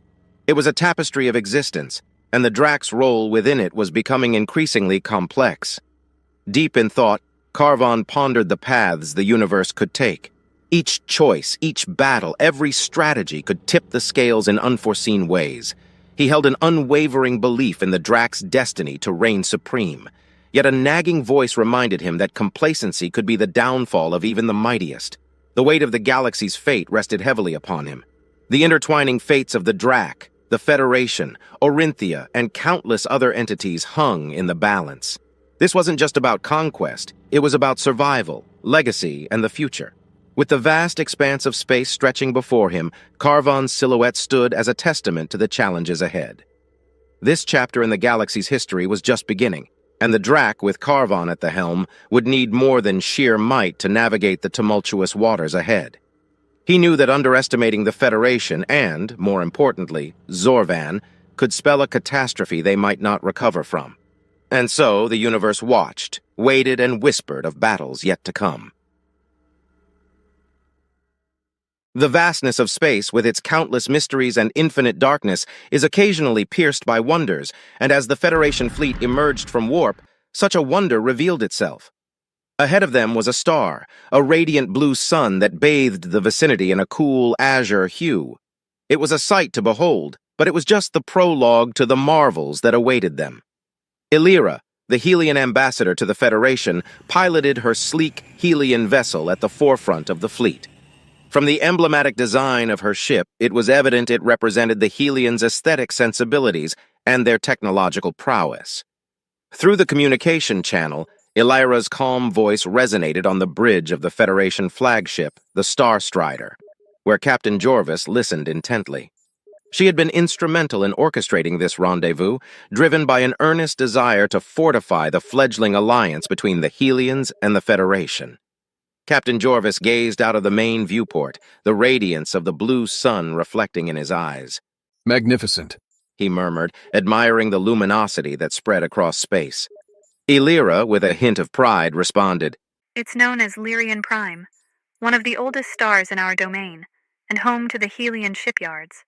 She pointed forward as a series of structures began to emerge from the blue shimmer, orbiting the star in synchronous harmony. And then they saw them. 2 behemoth Helian battlecruisers, hovering gracefully near the shipyards. The cruisers were majestic, with sweeping lines and glowing energy conduits. Their size and design made the Federation ships accompanying the Star Strider seem almost juvenile in comparison. Jorvis let out a low whistle. I knew the Helians were advanced, but seeing these battlecruisers, it's humbling. Elira nodded, her silver eyes reflecting the radiant ships. They are the pinnacle of Helian engineering, Captain, designed for both defense and scientific exploration. But they are not just instruments of war. They are symbols of our culture's dedication to knowledge and unity. The proximity alert softly chimed, signaling their approach to the docking stations. Elira instructed, Prepare for docking procedures. The Helian shipyards have allocated bays for each of your ships. Captain Jorvis turned to his crew, issuing a series of crisp commands to ensure a smooth transition into the docking phase. Helmsman, align us with the designated bay. Communications, keep channels open with the shipyard's control. As the Federation fleet began their synchronized descent into the allocated docking bays, crew members from both sides prepared for the exchange of knowledge and technology that would follow. Elira, sensing the weight of the moment, turned to Jorvis. Our worlds have faced many challenges, Captain. But here, in the haven of Lyrian Prime, we find hope. The alliance between the Federation and the Helians is more than just strategy. It's a testament to the fact that when civilizations come together, they can achieve wonders. Jorvis, always the pragmatic leader, gave her a nod of understanding and respect. Ambassador, once our ships are docked and secure, I'd like to convene with my captains. We need to understand the extent of these upgrades and how best to integrate them into our systems. Of course. Elira agreed. I'll also have our chief scientist join us. We want this transition to be seamless. As the Star Strider settled into its berth, the sense of anticipation was palpable. Ahead lay a period of transformation where the might of 2 civilizations would merge in defense of a shared future. The blue sun, Lyrian Prime, stood sentinel in the background, a beacon of hope in the ever-evolving theater of interstellar politics. Promise of power. The Helian shipyard was a sight to behold. Arcing structures made of shimmering alloys, multi-layered platforms hovering in void, and intricate patterns of energy grids painted a breathtaking tableau of an advanced civilization's pinnacle of achievement. It was here that Elira's ship docked, leading the Federation vessels into a designated formation. Captain Jorvis, along with other Federation ship captains, disembarked from their ships onto a floating platform that adjusted itself to the ship's heights. Their boots made a soft thud on the cerulean surface, which hummed with a quiet energy. Elira, from her own ship, gestured for the group to follow her. Welcome to the Helian Core shipyard, she announced, her voice echoing softly. You're about to meet our chief scientist, Dr. Thalion. His team has been preparing for your arrival. The captains exchanged glances, sensing the gravity of this meeting. They followed Elira into a vast, domed chamber, its walls lined with glowing glyphs and holographic displays showcasing complex schematics. At the chamber's center stood a tall Helian figure, flanked by an entourage of aides and technicians. His piercing eyes surveyed the newcomers as Elira introduced him. Captains, this is Dr. Thalion, our chief scientist and the architect of our fleet's technological prowess. Dr. Thalion stepped forward, nodding. Elira has briefed me on the situation. The stakes have never been higher. Let us not waste time. His voice had a timbre of both authority and deep-seated wisdom. With a gesture, a massive holographic display emerged from the floor, showcasing a Federation ship and its internal systems. He began, Your phasers will receive a significant upgrade. We're looking at a 200% power increase. The hologram zoomed in on the phaser arrays, illustrating the modifications. In addition, our proprietary cooling technology will ensure that they maintain a higher rate of fire, allowing you a 50% increase in sustained combat engagements. As the captains murmured among themselves, the display shifted to the ship's shield systems. Our shield emitters operate on a different harmonic spectrum. They can cycle through frequencies at a rapid rate, dispersing the energy from Drac phaser fire more efficiently. Your vessels will have a greater damage tolerance, enabling prolonged engagements without compromising structural integrity. Jorvis raised a hand. And the torpedoes? Dr. Thelian smiled, a hint of pride evident. One of our proudest achievements. The torpedoes will have upgraded navigation systems and an increased yield. But what truly sets them apart is the advanced AI. These torpedoes will anticipate and counteract Drac defensive measures, increasing evasion response times and ensuring a higher impact rate. The atmosphere in the room was electric. The weight of the Helians' contribution to their cause was palpable. But it wasn't just the technology, it was the willingness of the Helians to share their expertise and train the Federation engineers. Captain Jorvis nodded, absorbing the information. This is beyond what we had hoped for. But what's the time frame? Dr. Thelian's expression became more solemn. Given the complexities, we estimate a 30-day window for completion. The room went silent. 30 days in the galactic scheme of things wasn't long, especially given the scope of the upgrades. Yet, with the Drac threat looming large, every moment counted. Illyra stepped forward, sensing the captain's apprehensions. We understand the urgency of the situation.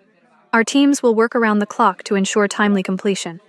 But rest assured, while time is of the essence, quality and precision won't be compromised. Captain Jorvis met her gaze, determination shining in his eyes. With these upgrades, Illyra, I can't wait to take the fight straight to the Drac. As the meeting adjourned, the Federation captains left with a renewed sense of hope. The galaxy was on the brink, but with allies like the Helians, there was a glimmer of hope, a promise of power, disturbing dispatches. The Helian shipyard, awash in the glow of the luminous blue sun, was a scene of frenzied activity. Federation ships were carefully maneuvered into docking berths. Helian engineers consulted their Federation counterparts, and in the midst of it all, the echo of the monumental briefing still hung in the air. The promise of power was tangible, and every captain, every crew member felt it. But space, vast and unpredictable, has a way of disrupting the best-laid plans. On board the Starstrider, Captain Jorvis and his senior crew had barely settled back into their routines when the communication console lit up with the insignia of the Federation. It wasn't just any communication, it was flagged as high priority. An icy spike of dread wormed its way into Jorvis's gut. Jorvis, instantly alert, signaled to open the channel. The screen flickered to life, showing both Admiral Krell and Illyra on a joint call. Admiral Krell, his face, normally stern, now bore lines of strain and exhaustion. His voice, when he spoke, carried the weight of decisions made under fire. Captain Jorvis. Admiral Krell's voice was filled with urgency. There have been significant developments on the front. The Admiral recounted the confrontation. Zorvin's initial success in heavily damaging a Drac behemoth, the Drac's ruthless counter resulting in the destruction of 2 Federation ships, and the strategic retreat to link up with the fleet. The bridge was silent, each officer grappling with the implications of what they'd just heard. Orinthia was critical.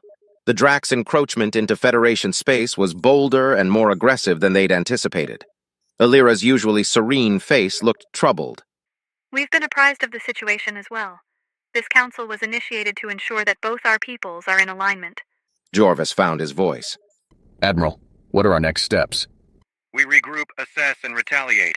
Zorvin's fleet is en route to rendezvous with our main battle group. Every ship, every crew member needs to be ready. Jorvis nodded, processing the information. I wish I could help, Admiral. But I know the work we're doing here is important to turn the tide. Illyra interjected. Our involvement in this conflict is no longer that of mere observers. Now, as allies, it's time we act. As already agreed, if a little ahead of schedule, we're dispatching 2 of our battlecruisers to bolster your defenses against the Drac. Jorvis's eyes widened. Those Helian ships were technological marvels. Their mere presence would be a massive boon to the Federation's battle capabilities. Krell's face showed a mix of surprise and gratitude. Your support changes the tides, Ambassador. The Federation is in your debt. Krell leaned forward.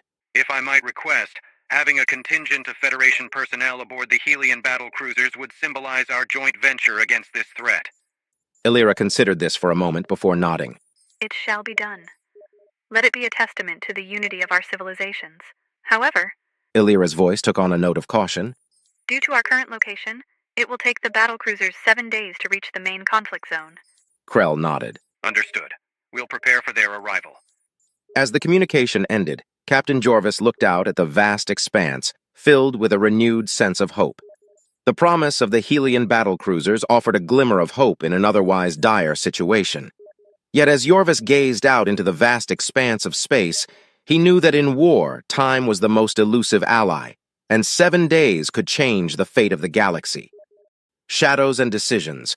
The vast void of space was a deceptive realm. It often seemed serene and silent, but those who navigated its depths knew better. Deep within Drac territory, the small stealth ship, agile and nearly invisible to conventional sensors, cut its path through the cold expanse. It was a ship caught between the unseen hammer of the Drac and the anvil of time. Inside, the tension was palpable. After making several small FTL jumps to random locations to ensure the Drac couldn't trail them, the atmosphere aboard the stealth ship grew tense. The group, having ensured their temporary safety, was now faced with the pressing decision of their next move.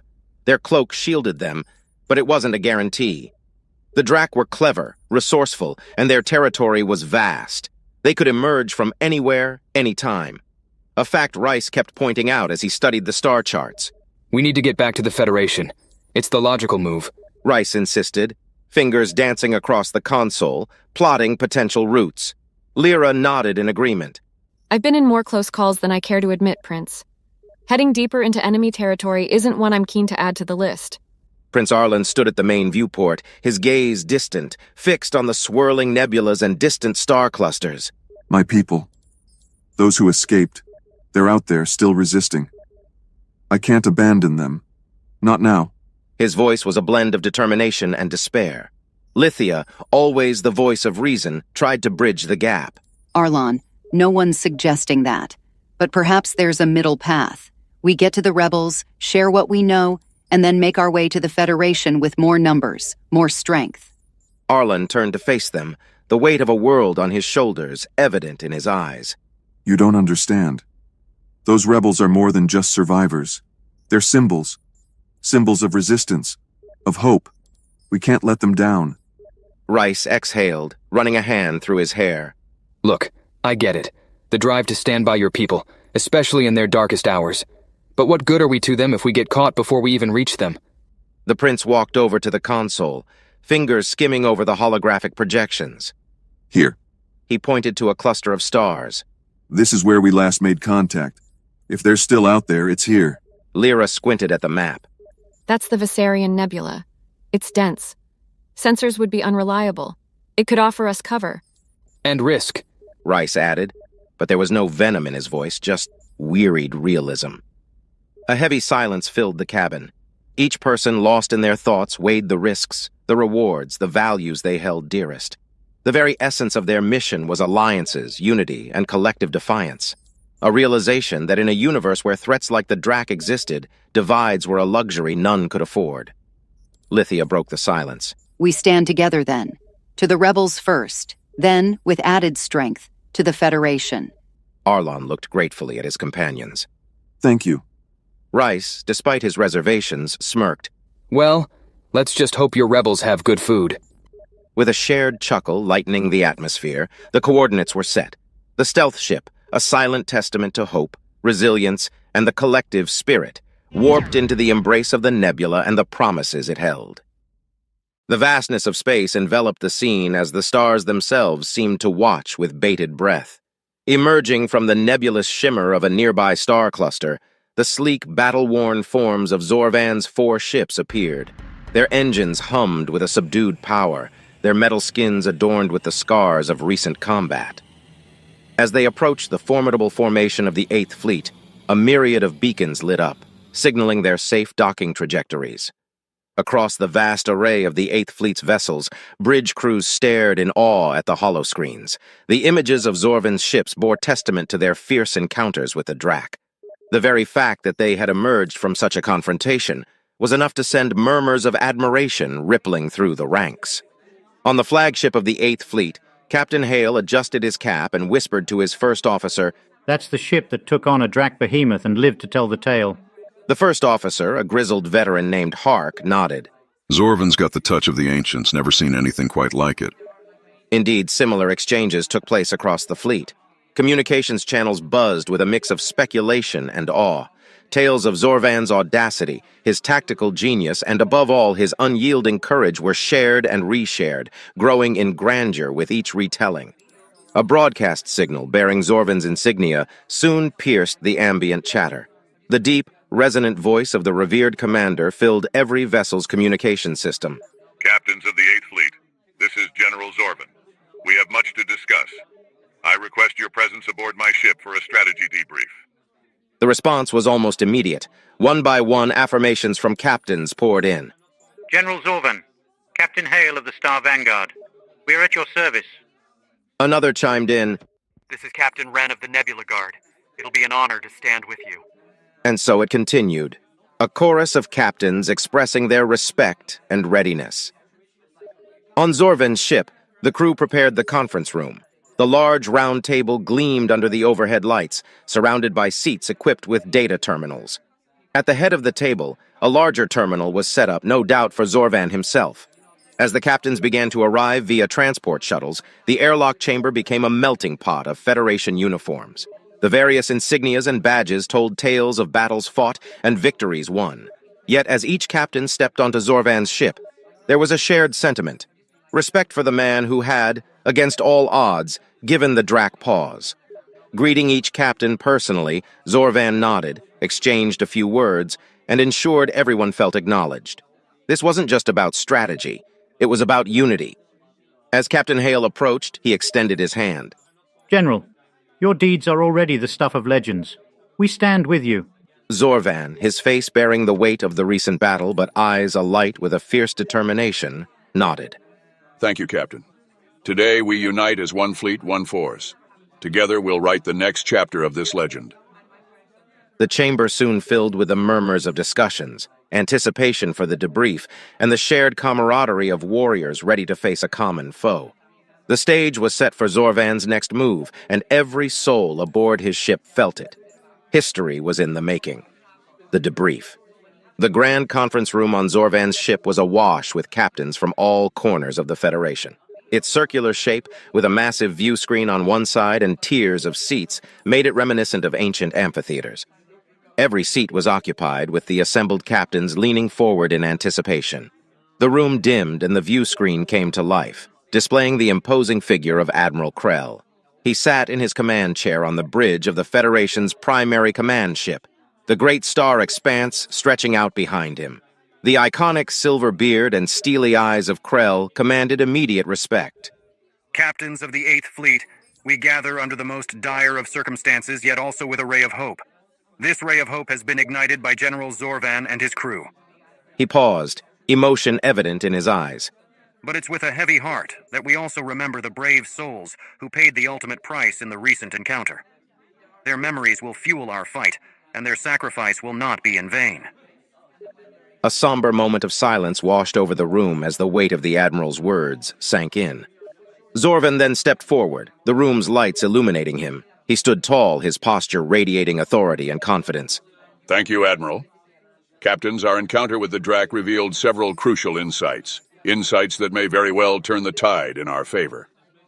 He activated a holoprojector, and a three-dimensional recreation of the recent battle with the Drac came to life.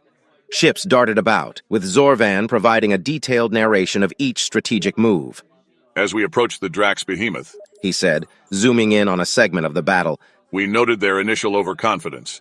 It was only when we pressed our advantage and hit them where they least expected that we saw a shift. The Drac commander is no ordinary foe. They're cunning, adaptive, and incredibly resourceful. Zorvan continued, highlighting the Drac's strategies, their feints, and, more importantly, the moments when the Drac forces seemed uncertain or reactive. It was a dance of strategies, and while the Drac had the upper hand in sheer firepower, Zorvan's tactics had introduced an element of unpredictability. Here. Zorvan pointed to a moment where the Drac behemoth unleashed a massive energy pulse. Was our revelation. The Drac rely heavily on this energy signature. While devastating, it also has a pattern, a rhythm. If we can disrupt this rhythm, even momentarily, we can exploit a potential weakness. Murmurs spread across the room. Captain Hale leaned in, curiosity evident on his face.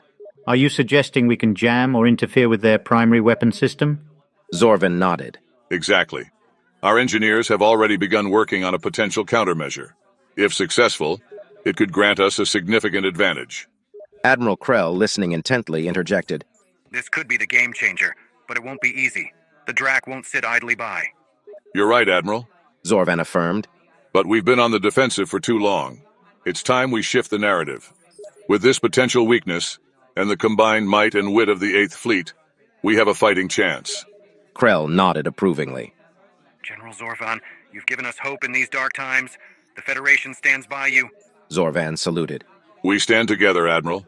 Together, we'll reclaim our galaxy. The mood in the room had changed. From the sorrow of loss, a new fire was kindled. The fire of determination, the desire to turn the tables, and the hope of a future free from the shadow of the Drac. Planning and realization. With the assembled captains now rapt with anticipation, Zorvan moved to the next phase of the briefing. The room's main table projected a holographic map of Aurelian Prime and its surrounding space. Every captain leaned forward, eyes darting across the display as Zorvan initiated the next segment of his presentation. Captains, he began, his voice authoritative. The Drac are formidable, yes, but not invincible. Our battle plan needs to capitalize on their weaknesses while leveraging our combined strength. A series of ship icons appeared on the projection, each representing the vessels of the 8th Fleet. Zorvan proceeded to intricately detail each ship's role. The lighter, nimble ships, Zorvan gestured to a group of icons, will engage in swift hit-and-run tactics designed to disorient the Drac. Captain Hale, your ship, along with the others in this squadron, will focus on their flank. Hale nodded, making a mental note. He then highlighted another cluster. Our heavier ships will form the central phalanx. Their job will be to draw the Drac's fire, allowing our lighter vessels the room to maneuver and strike. It was a dance of strategy and tactics, each piece in its place working in unison. Zorvan continued. Unity is our strength. If even one ship falters or strays from the plan, it could compromise the entire operation. Our cohesion, our trust in one another, that will be our defining advantage. A series of approving nods and murmurs echoed through the room. The captains were seasoned veterans, each having faced the Drac in varying capacities. Yet the comprehensive nature of Zorvan's plan offered a newfound confidence. However, as the momentum of the briefing reached its peak, Admiral Krell's image on the view screen stiffened. General Zorvan, he began, his tone heavy with an underlying concern. Before we proceed, there's pertinent information regarding the Helian reinforcements and the technological upgrades. Zorvan nodded, indicating for the Admiral to continue. The Helian battlecruisers have been dispatched, but their estimated time of arrival is 7 days. Krell paused, letting the information settle. The technological upgrades for our fleet, crucial as they are, will take approximately 30 days to complete. The weight of the revelation hung in the air like a thick fog. The math was simple and grim. The impending battle against the Drac would have to be faced without the might of the Helian battlecruisers and without the advanced upgrades. A tide of whispered concerns swept through the conference room. Zorvan, sensing the shift in mood, stepped forward, addressing the group with unwavering resolve. We knew this battle wouldn't be easy. The Drac have always had a numerical and technological advantage. But they lack what we have: unity, determination, and the element of surprise. His eyes scanned the room, meeting the gaze of each captain. We have a plan, a solid plan. The Helian support would have been advantageous, yes, but we cannot and will not rely solely on external factors. Our strength comes from within, from our combined experience, our collective wisdom, and our unyielding spirit. Admiral Krell, visibly impressed by Zorvan's leadership, added, General Zorvan is right. We faced dire situations before. With strategy, courage, and determination, we've emerged victorious. This battle will be no different. The room grew silent, with each captain absorbing the words, recalibrating their mindset. It was a palpable shift from apprehension back to determination. Zorvan concluded, Return to your ships, brief your crews, and prepare for battle. We move with the knowledge that the entire Federation is behind us. Together, we'll ensure the Drac regret ever crossing our path. It was a statement, a promise, and a rallying cry. The unity of the fleet was more crucial than ever. Urgency and departure. Just as the gathering was about to disperse, an urgent, beeping alert resonated through Zorvan's ship, instantly arresting everyone's attention. A communications officer's voice echoed into the conference room, breaking the charged silence. General Zorvan, our Helion gravimetric sensors have picked up 4 incoming Drac vessels on a direct course for Aurelian Prime. Estimated time of arrival, 12 hours. The mood, already dense with the weight of the previous revelations, grew heavier. Zorvan's sharp eyes scanned the captains, gauging their reactions. A medley of concern, determination, and resolve was evident in their expressions. Before uncertainty could take root, Zorvan stepped forward, his voice unwavering. Captains, the Drac's premature arrival only underscores the importance of our mission. It also means they might not be expecting our full force to face them head-on. We have a strategic advantage. The room was silent, save for the hum of the ship's machinery. The captains waited, anticipating Zorvan's next move. We knew this battle wouldn't be won with ease. Every moment, every decision counts. Zorvan continued. Our swift response will be paramount. The Drac think they're making a surprise move. It's our turn to surprise them. Captain Hale, taking a moment from the weight of the news, stepped forward, his voice echoing the sentiment of the entire fleet. General, we trust in your leadership and strategy. The 8th Fleet stands united. Aurelian Prime will not fall on our watch. Zorvan nodded in acknowledgement. Your trust is well placed, Captain. Return to your ships, rally your crews, and prepare for engagement. We depart in 1 hour. Every ship, every crew member plays a vital role. With determination renewed, the captains saluted Zorvan and began making their way out of the conference room. Their steps were swift, the urgency of the situation evident in every movement. As the captains dispersed, Zorvan sent out a broadcast to the entire fleet. To all ships of the 8th Fleet, this is General Zorvan. Our resolve, our unity will be tested in the coming hours. The Drac seek to undermine our efforts, but will stand as one, delivering a decisive blow. Our strategy, our unity, and our sheer will shall be our shield and weapon. Let's purge Aurelian Prime of the Drac menace and send a resounding message to the galaxy. We are the Federation, and we will prevail. Across the fleet, crew members went about their duties with renewed vigor, carrying out final checks and battle preparations. The stars themselves seemed to shimmer with anticipation, the vastness of space bearing witness to the impending confrontation. And as the 8th Fleet began aligning into formation for departure, a breathtaking scene unfolded several light-years away. The Helion shipyards, Lyrian Prime, a jewel amidst the vast cosmic landscape, bore witness to the awe-inspiring departure of its 2 mightiest battlecruisers. Their sleek and formidable forms glided effortlessly, luminous against the backdrop of space. As they engaged their FTL drives, brilliant streaks of light marked their trajectory, setting the stage for their eventual and inevitable clash with the Drac. The universe, with its countless stars and galaxies, was now a theater of war, where destinies would be forged, legends birthed, and the future of entire civilizations decided. The calm before the storm. From where I sat on the bridge, space stretched out before me like an endless canvas, painted in the deepest shade of midnight. Little pinpricks of light, stars from far-off galaxies, were the only things that kept this vast sea from being a void of impenetrable darkness. Among them, faintly shimmering like treacherous mirages in the desert, were the Drac behemoths. As I looked at them, a knot of anxiety tightened in my chest. But this wasn't just about Orinthia or my own pride. The weight on my shoulders was far heavier than that. This was about every planet, every being, every soul that called the Federation home. I could feel the very essence of our union, our camaraderie, our shared dreams, and our collective willpower.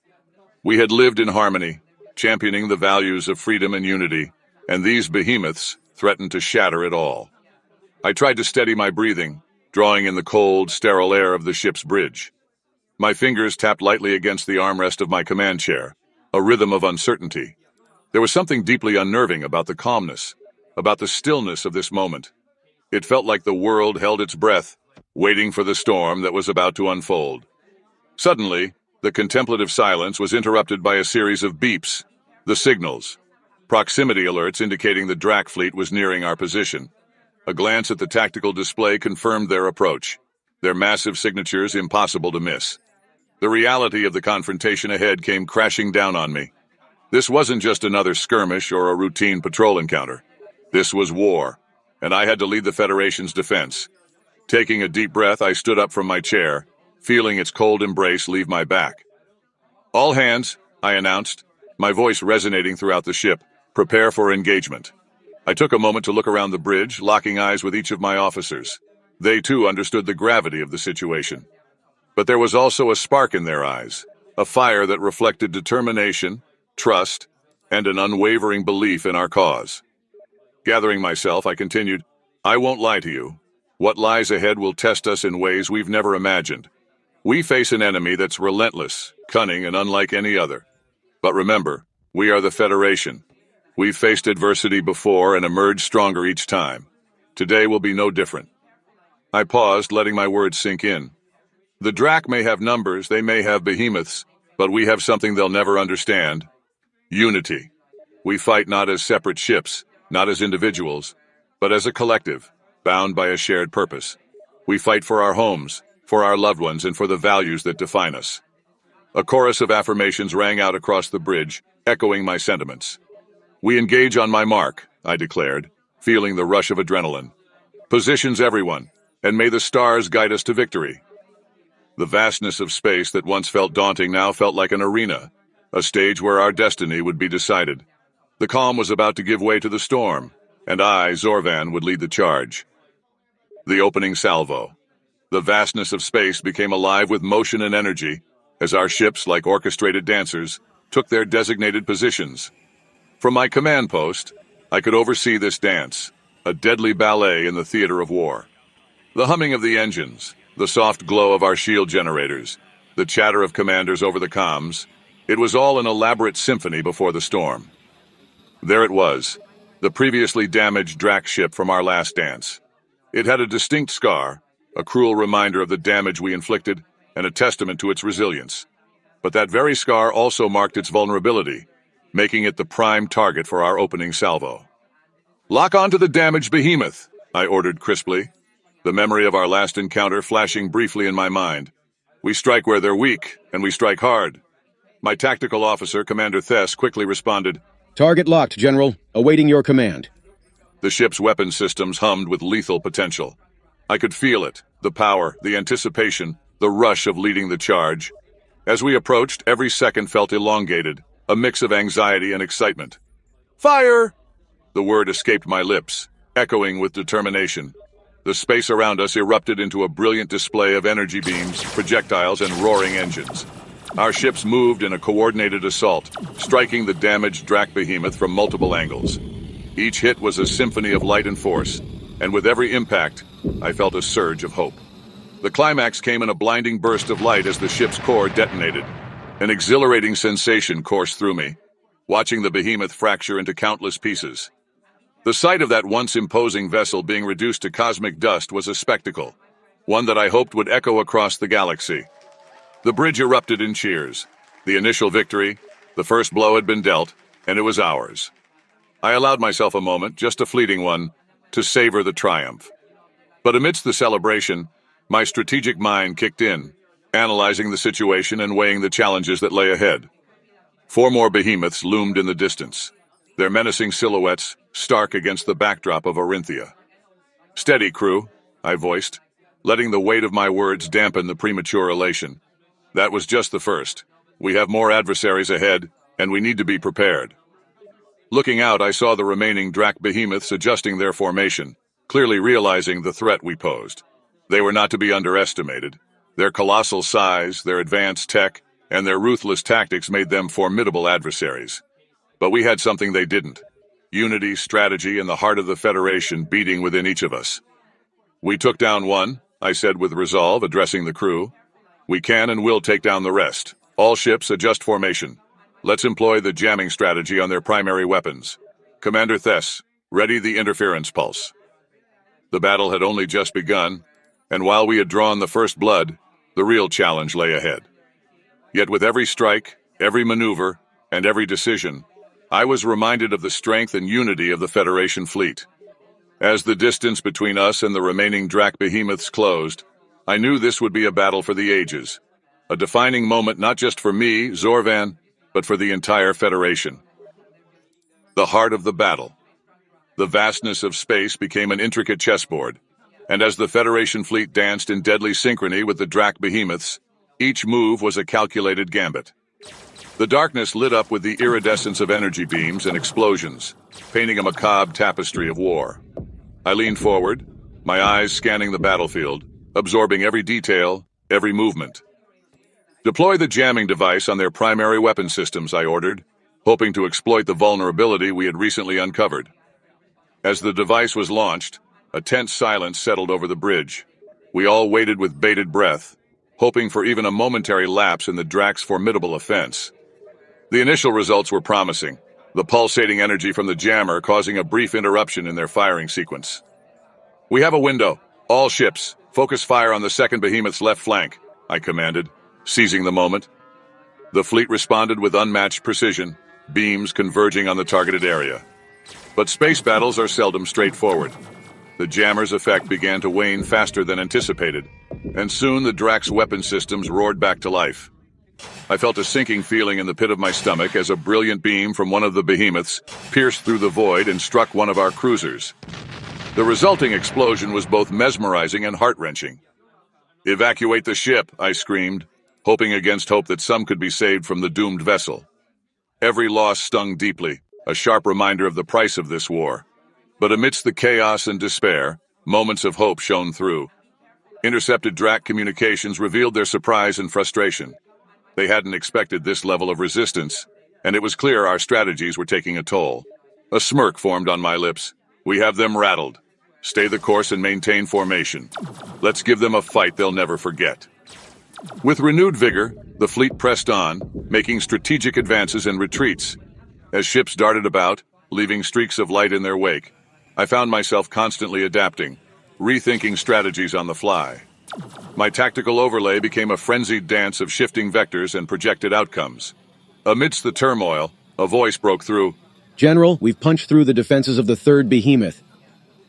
I looked up just in time to see a series of torpedoes striking the behemoth's core. It erupted in a brilliant display, a sun born and extinguished in mere moments. Another behemoth down, but at what cost? The debris from the explosion impacted two of our frigates, causing significant damage. Breathing heavily, I gripped the armrests of my command chair. The tide was turning, but this battle was far from over. Each victory was paired with a bitter reminder of its cost. "We push on," I whispered to myself, unwilling to let despair take root. We had come too far, lost too much to waver now. "All ships regroup and prepare for another strike. We have the momentum. Let's keep it." As the Federation fleet reformed its lines, I took a moment to reflect. I felt the weight of every decision, every command. But there was also a fire within, a resolve forged from battles past, and the hope of a future free from the shadow of the Drak. In the midst of the swirling chaos of battle, I remained a beacon for the fleet, guiding them through the storm, ever onward, ever forward. The final push. The vast expanse around us crackled with energy, residual shockwaves of our fierce combat against the Drak. With two behemoths still threatening, I knew it was time to employ a tactic I'd been holding in reserve. "Focus all available firepower on the nearest behemoth," I commanded, my voice steely. "Then use the EMP charges." The bridge crew exchanged glances, surprised. We had rarely used EMP in open space combat due to its unpredictable nature, but desperate times called for desperate measures. I could sense the unspoken question from the crew. Are we sure about this? But trust prevailed.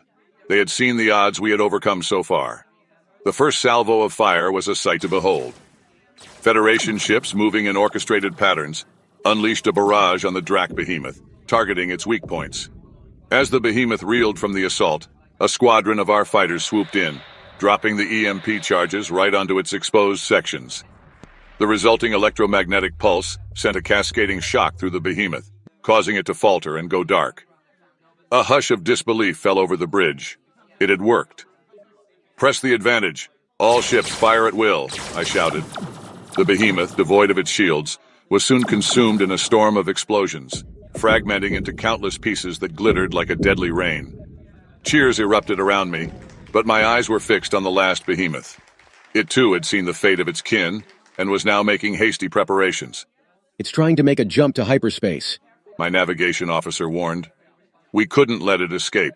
The knowledge it carried, the strategies it had witnessed, could arm the Drak with valuable intel.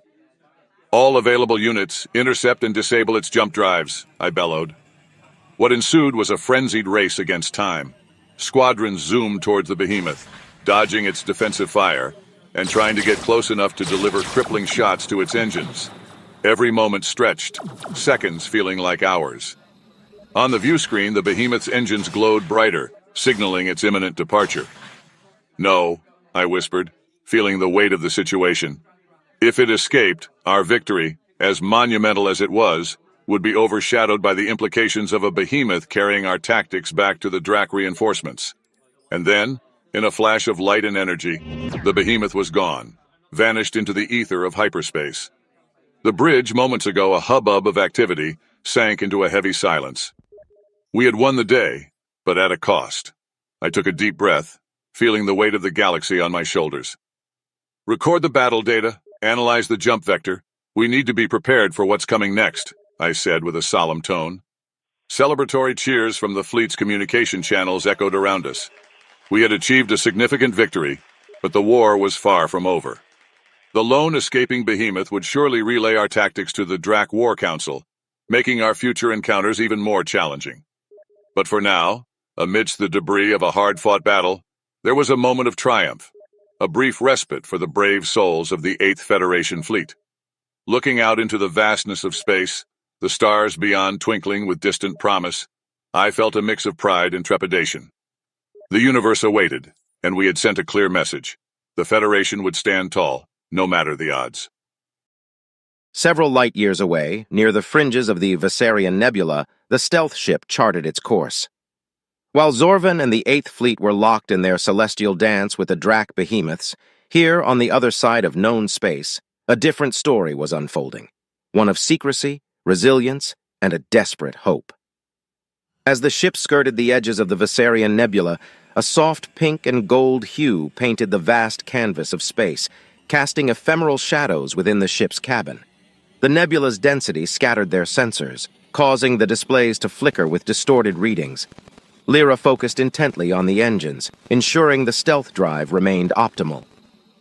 You sure about these coordinates, Arlen? She questioned, her eyes never leaving her console. They were accurate when last we spoke, Arlon responded, his tone even, but the underlying anxiety was unmistakable. Rice, hands firmly gripping the ship's controls, maneuvered the vessel with precision, each turn and twist designed to elude potential Drac patrols. It's quiet, he murmured. Too quiet. Lithia, immersing herself in old communication records, looked up. I've intercepted a faint transmission. It's encrypted but bears a resemblance to the rebel codes. On decryption, a hushed voice emerged. To all free souls, rendezvous at Alpha Point. Evade the behemoth's gaze.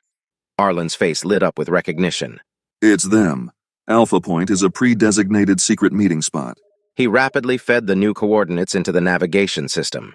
As they neared the location, the silhouette of a makeshift space station emerged from the nebula's haze. It was a patchwork of various ships, bolted together to form a sanctuary in the void. Small fighters zipped around it, while larger vessels docked, delivering supplies and personnel. They've built a haven in the heart of danger, Lithia whispered, admiration evident in her voice. As their ship approached, a transmission hailed them. Identify yourselves, a stern voice demanded. We come on behalf of Prince Arlen. He's on board our ship, Rice replied, glancing towards the prince. There was a momentary pause before the voice returned, softer now. Welcome home, Your Highness. The stealth ship slowly docked amidst cheers and salutes. This rebel base, pulsating with life and hope, was a testament to resilience. It was a reminder that even in the darkest recesses of space, unity could forge light. Arlen stepped out first, welcomed by familiar faces and tight embraces. The others followed, each step reinforcing the importance of their journey. They had found the rebels, and in doing so, strengthened the beacon of resistance against the looming Drac menace. Reunion at the rebel base. The stealth ship's engines hummed down to a whisper as it nestled on the landing pad. The vast doors of the rebel stronghold spaceport slid open, revealing the fervent activity beyond. Prince Arlon emerged first, his eyes taking in the organized bedlam before him. Stacks of cargo, ships in repair, and refugees dotted the landscape. The spaceport echoed with the hum of machinery, bartering voices, and the buzz of diverse languages. In the midst of the bustling crowd, a familiar face caught Arlon's attention. Prince Davin! He exclaimed, a warmth evident in his voice. The younger prince turned, a broad smile spreading across his face. Arlen! He rushed forward, wrapping his elder brother in a tight embrace. For a brief moment amidst the chaos, the two shared a silent reunion, their bond palpable. When they pulled apart, Davin looked deeply into Arlen's eyes. I had started to fear the worst, he whispered, relief evident in his voice. Arlen gave a weary but resolute smile. It was close. Very close. The weight of their experiences rested between them, and Davin motioned to a nearby seating area. As they settled, Arlen listened intently to Davin's tales of the growing Drac menace and the swell of refugees. The stories were haunting, tales of lost worlds and desperate escapes. When Davin's narrative came to a pause, Arlen took a deep breath, ready to recount his own harrowing tale aboard the Drac behemoth. As he narrated the grim cells and the despair they felt, Davin's face turned increasingly somber. But there was a glimmer of hope, Arlen continued. Draven, he was a guard on the Drac behemoth. He paused, letting the weight of the revelation settle. But he wasn't like the others. He showed us compassion, opened our cell doors, and led us through the maze of the ship's corridors. Without him, we would never have reached our ship. Davin's eyes widened with every revelation. Draven? A Drac guard? How? Arlon's gaze turned distant, weighed down by recollections. I've come to suspect that the Drac employ some form of control, perhaps through devices or drugs, forcing the races they capture to obey their every command. He began, his voice laden with anger and disgust. But in Draven's case, there was something different. A resistance, an ability to fight whatever hold they had over him. Davin leaned forward, listening intently. He was able to break their control? A hint of admiration crept into Arlen's voice. Yes, he defied them. As we raced towards the hangar with alarms echoing and the ship on high alert, Draven was there, leading our escape, defying the very force that sought to control him. Arlen's face darkened. As we reached the stealth ship, he was right behind us, but just as we were about to take off, he was shot while making a run for the ship's ramp. There was no time. We had to leave. Arlon's voice cracked, a hint of guilt lacing his words. We had to escape. Davin placed a hand on his brother's shoulder, attempting to offer solace. He knew the risks. He chose to help, to defy the Drac. His sacrifice won't be forgotten. The princes sat in a shared silence, lost in their thoughts amidst the cacophony of the spaceport, their bond strengthened by the weight of their shared burdens. As the weight of their reunion's emotions settled, Prince Arlen rose with renewed determination. We cannot delay any further, he said, looking deep into Davin's eyes. The revelations from my journey and the presence of our newfound allies demand swift action. I'll call a council meeting. Davin nodded, understanding the urgency, and together they walked towards the heart of the rebel base. Sending a coded signal to the main hall, Arlon summoned the key leaders and representatives. Their response was immediate, and soon the hall began filling with voices of both concern and hope. A glimpse into the Federation. The rebel base's main hall, a chamber constructed from salvaged ship hulls and illuminated by soft bioluminescent lights, was abuzz with anticipation. Leaders from various factions and representatives of many displaced species gathered, murmuring amongst themselves. At the heart of this assembly stood a large circular table, the round table of the rebel council. Prince Arlon stood at the head of the table, his regal bearing evident even in these dire circumstances. Beside him, Lyra and Rice exchanged brief glances, steeling themselves for the presentation ahead. My fellow leaders, Arlen began, his voice resonating through the hall.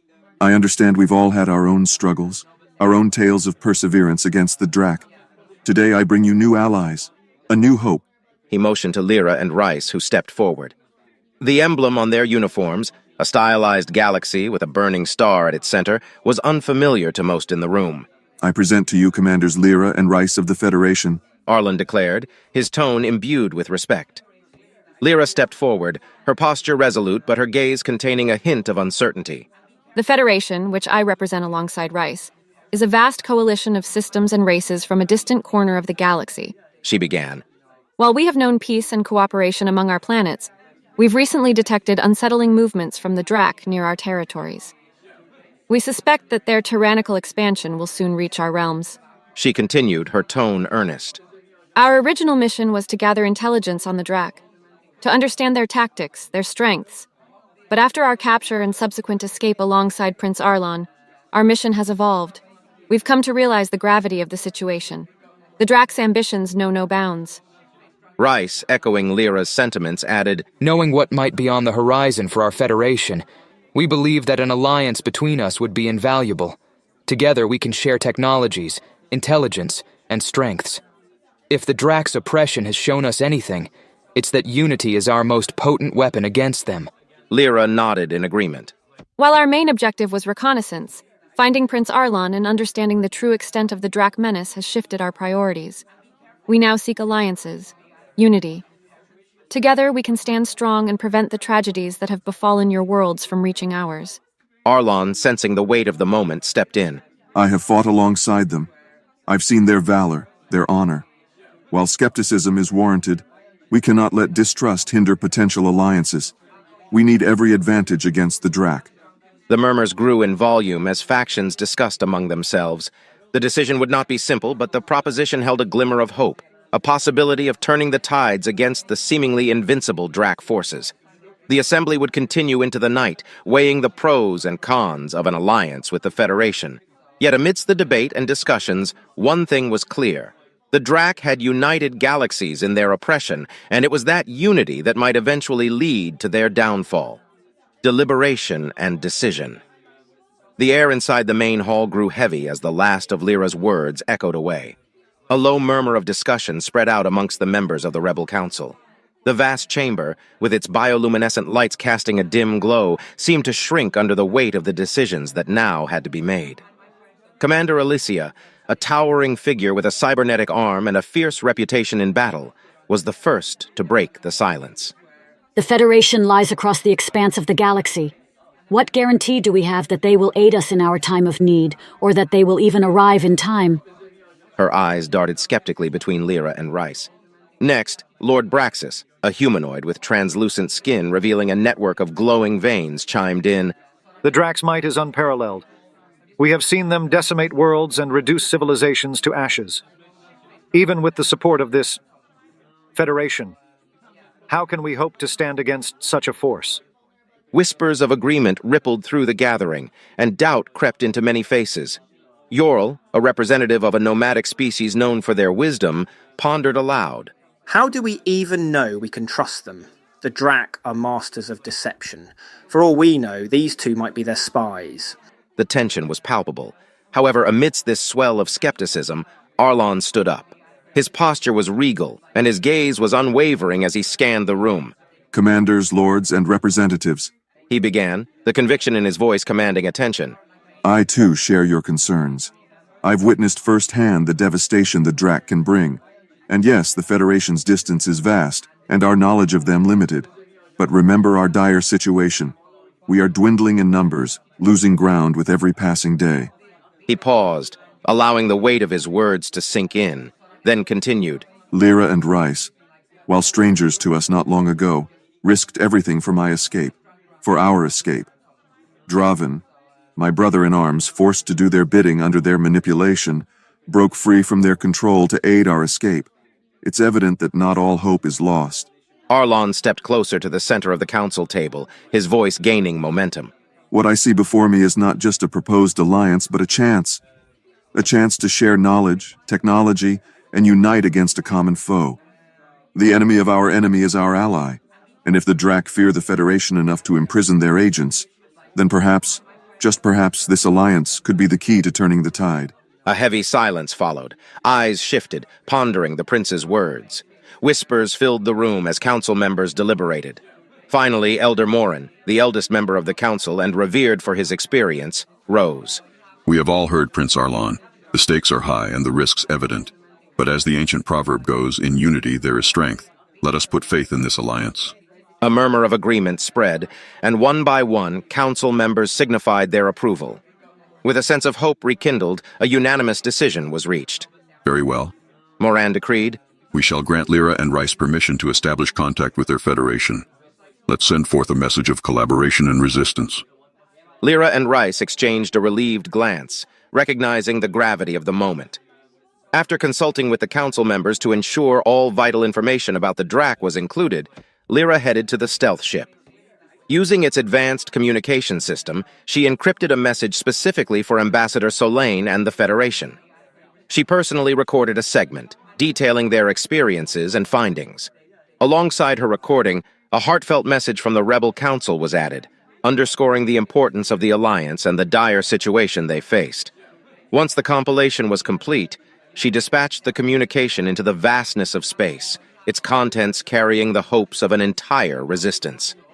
A beacon from afar, a shimmering expanse of stars stretched endlessly across the night canvas of the Federation's central hub. Among its glittering structures, the Federation headquarters stood majestically, a symbol of unity among diverse systems. Inside one of the upper chambers, Ambassador Solane, a figure of authority and responsibility, lay deep in slumber. A life dedicated to diplomacy and strategy had granted him little rest, especially in these testing times. But tonight was different. Tonight, an unexpected beacon cut through the serenity of the early hours.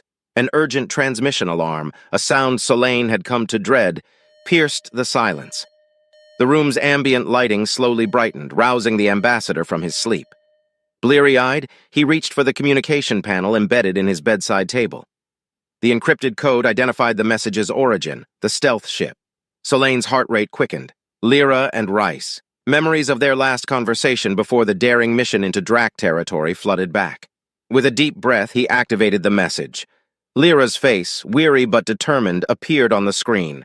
She narrated their journey, the capture, the unexpected alliance with Prince Arlon, their escape from the Drac behemoth, and the hope found amongst the rebels. Her words were punctuated by supplementary data, charts, and strategic points of interest, as well as a deeply personal plea for support from the rebel leaders. Ambassador Solane sat upright, every fiber of his being focused on the transmission. The weight of the information, the urgency in Lyra's voice, the potential this alliance held, it was a lot to process. But time was a luxury they didn't have. Pressing a button on his wrist communicator, Solane's voice, firm with purpose, resonated through the corridors of the headquarters. Assemble the War Council immediate session. Priority 1. Within moments, a flurry of activity erupted. Federation officials, military strategists, and representatives from various systems gathered in the Grand War Chamber, a vast amphitheater with a massive holographic display at its center. As the members took their seats, Solane replayed Lyra's message for all to witness. The room was filled with a collective tension, the implications of the information presented not lost on any of the attendees. We have a potential ally, Solane began once the transmission ended. A resistance fighting against the Drac just as we are. The question we face now is how to best support and integrate their efforts with ours.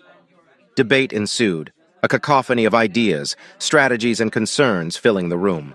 Some spoke of sending reinforcements immediately, while others worried about potential Drac interception. Still, others pondered on how to share and adapt technology, ensuring a cohesive front against the shared enemy. Hours passed, and as the first light of dawn broke across the horizon, the Council reached a consensus. They would establish a covert line of communication with the rebels, sharing intelligence and resources, all while preparing a joint task force. Ambassador Solane, with the weight of the galaxy on his shoulders, nodded in agreement. This unexpected twist of fate had offered them a glimmer of hope, a chance to turn the tide against the Drac. It was an opportunity they would not waste. The Ambassador's Proposition. The vast War Council chamber was awash in low-lit, luminous colors from the central holographic display, echoing with the remembered voice of Lyra as her message replayed for those gathered. The gravity of her recounting, the capture, the incarceration within the cold heart of the Drac behemoth, the unexpected camaraderie with Prince Arlon, and the dramatic escape, were still very fresh in their minds, stirring emotions and instilling a profound sense of urgency. Ambassador Solane stood with a poised presence amidst the ring of seasoned military strategists, diplomats, and system representatives. His face bore the lines of many sleepless nights, eyes alight with both determination and a glint of hope. We stand, he began, his voice carrying a weight that drew the immediate attention of every individual present. At a pivotal juncture. We faced the Drac in a major confrontation, and although we emerged with significant insights, we must acknowledge that more battles lie ahead. A brief pause allowed his words to sink in. Yet the universe is revealing allies in unexpected corners. We have already seen the Helion Collective extend their hand, committing 2 of their mightiest battle cruisers to our cause. And now, Solane continued, eyes sweeping the room, ensuring every member grasped the importance of his next words. the rebels under Prince Arlon's leadership present us an opportunity. They offer a front against the Drac we hadn't anticipated. By joining forces with them, we can potentially spread the Drac thin, attacking from angles they won't expect. This alliance is more than just an embodiment of hope. It's a strategic advantage we must seize. The resonating chamber amplified every whisper, every exchanged word. Admiral Laris, a man known for his stringent strategic viewpoint, voiced a question that represented the foremost concern of many. These 3 cruisers you propose we dispatch, Ambassador. Can they truly traverse such a massive distance so quickly without falling prey to the Drac? Solane met Laris's gaze directly. Admiral, these aren't mere vessels. They've been enhanced with our most cutting-edge propulsion technologies. The crews have undergone rigorous training sessions. Our top engineers and astrophysicists have run every conceivable scenario. A journey of 6 days is ambitious but achievable. Commander Teresa, with her keen intellect and relentless pursuit for detail, intervened. While time is of essence, trust is paramount. A rushed venture could jeopardize not only our fleet but our potential allies. Solane nodded, appreciating the sentiment. Indeed, Commander, our approach must be twofold. Speed, yes, but also a clear demonstration of our commitment and trustworthiness. Drawing in a steady breath, he continued. To symbolize our earnest intent, these cruisers will be laden with more than just hopes and wishes. They will carry tangible offerings, necessities such as food, medical supplies, and tools. But beyond that, he paused, searching the eyes of those present, ensuring he had their undivided attention. We will equip them with 15 of our most advanced space fighters. This declaration sent a ripple of surprise through the chamber. Such an offering was enormous, a testament to the Federation's recognition of the gravity of the situation and their commitment to the Alliance. Counselor Gian, a revered diplomat from the Andaran system, spoke up.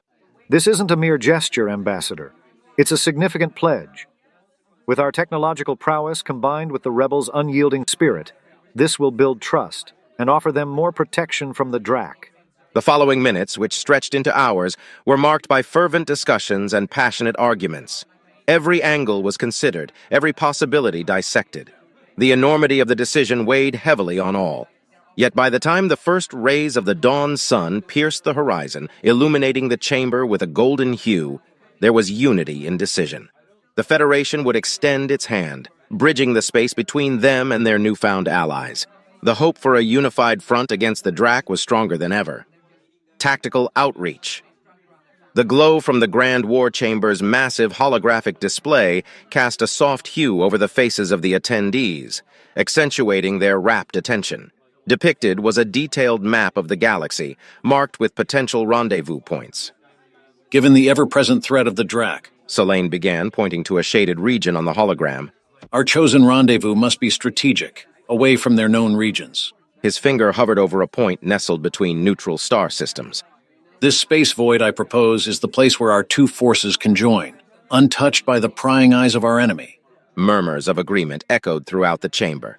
The distance and discretion of the location provided a palpable comfort to the officials present. With Rice's combat experience against the Drac, Solane continued, referencing the transmission they had all witnessed, he will be vital in training the rebels on how to handle our new fighters.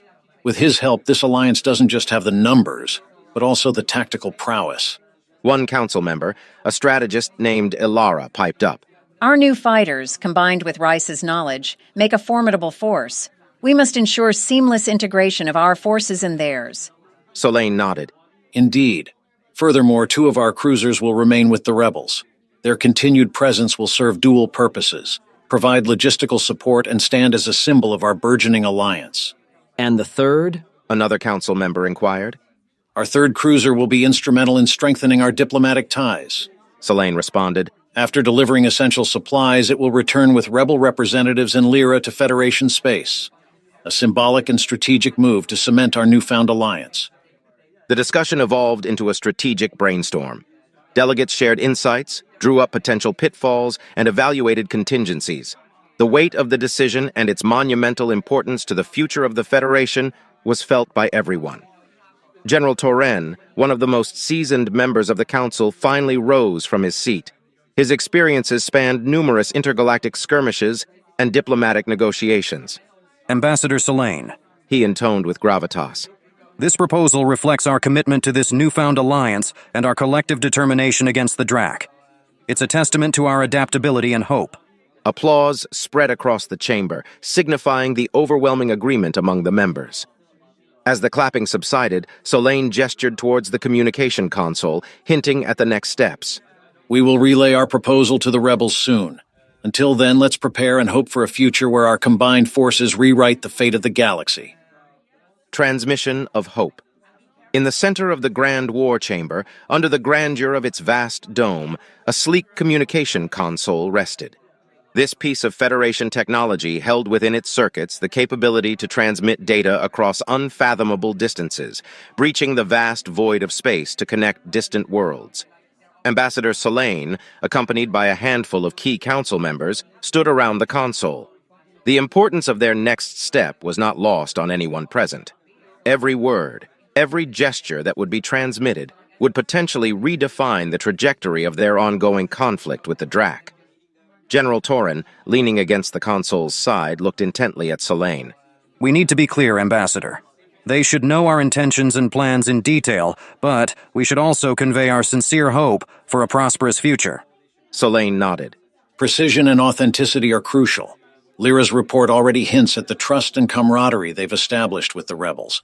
This transmission will only fortify it. Ilara, one of the Federation's most brilliant linguists and diplomats, had already begun to draft the message on a datapad. We'll start by acknowledging their resilience and the immense potential our alliance holds. Then we can move on to the specifics of our plan. They gathered around Ilara's datapad, refining and perfecting the message. Every detail, from the rendezvous point to the cargo and armament on the cruisers, was meticulously explained. The gesture of leaving 2 of the cruisers as a symbol of alliance, the training Rice would offer, and the eventual return of the 3rd cruiser with Lyra and rebel delegates were all clearly laid out. Solane added, End the message with a note about our shared dream, a universe free from Drak oppression, where all species, whether from the Federation or otherwise, can coexist harmoniously. After what felt like hours, Ilara finished the draft and read it aloud for final approval. It was concise yet comprehensive, strategic yet heartfelt. The council members present nodded in agreement. With a final look shared between them, Ilara transferred the message to the communication console. Solane, with a deep breath, initiated the transmission sequence. A soft hum emanated as the console began its work, encoding the data, amplifying the signal, and shooting it across space towards its intended recipients. In that instant, as the transmission commenced, the war chamber's expansive ceiling became transparent, revealing the vastness of the cosmos outside. The stars shone brightly, a testament to the multitude of civilizations and worlds out there. Their message, a beacon of hope, traveled at incredible speeds, cutting through that inky darkness, intent on reaching Lyra and the rebels. The council members watched in silent reverence. This wasn't just a transmission of plans, it was a symbol of their resolve, their intent to stand shoulder to shoulder with others in the fight against tyranny. Once the transmission was confirmed sent, General Torren whispered almost to himself, Let's hope this becomes the turning point we've all been waiting for. Solane, looking up at the galaxy stretched above, responded, It's more than hope, General. It's our unwavering belief in a brighter future. They all knew that the coming days would test their conviction, strategy, and unity, but they were ready to shift the balance in the galaxy's power dynamic. State of the Federation. The echo of the transmitted message to Lyra and the rebels was still fresh in the chamber's atmosphere when the council transitioned their discussion, turning their focus back to the immediate state of the Federation. The room, lit by the spectral glow of holographic displays and tactical diagrams, was a hive of activity and strategic discourse. Counselor Ivana took a step forward, her presence commanding attention. Before we become embroiled in the intricacies of external alliances, we must first ascertain our internal situations. Admiral Virek, with scars and medals from countless campaigns, provided the room with an update. Our 8th Fleet, under the leadership of General Zorvan, stationed at Orinthia, has faced significant losses. We lost 6 ships, and many others have suffered extensive damage during the battle.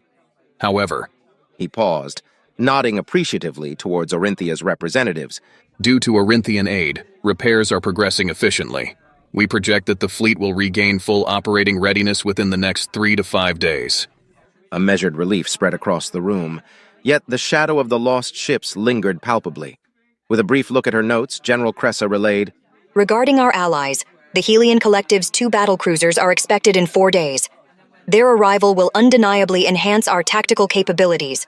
Moving the discourse forward, Ambassador Solane intoned, "Regarding the Drac, the one ship that escaped our grasp has now joined its comrades deep in Drac territory. It's a temporary respite, but we need to understand their intent."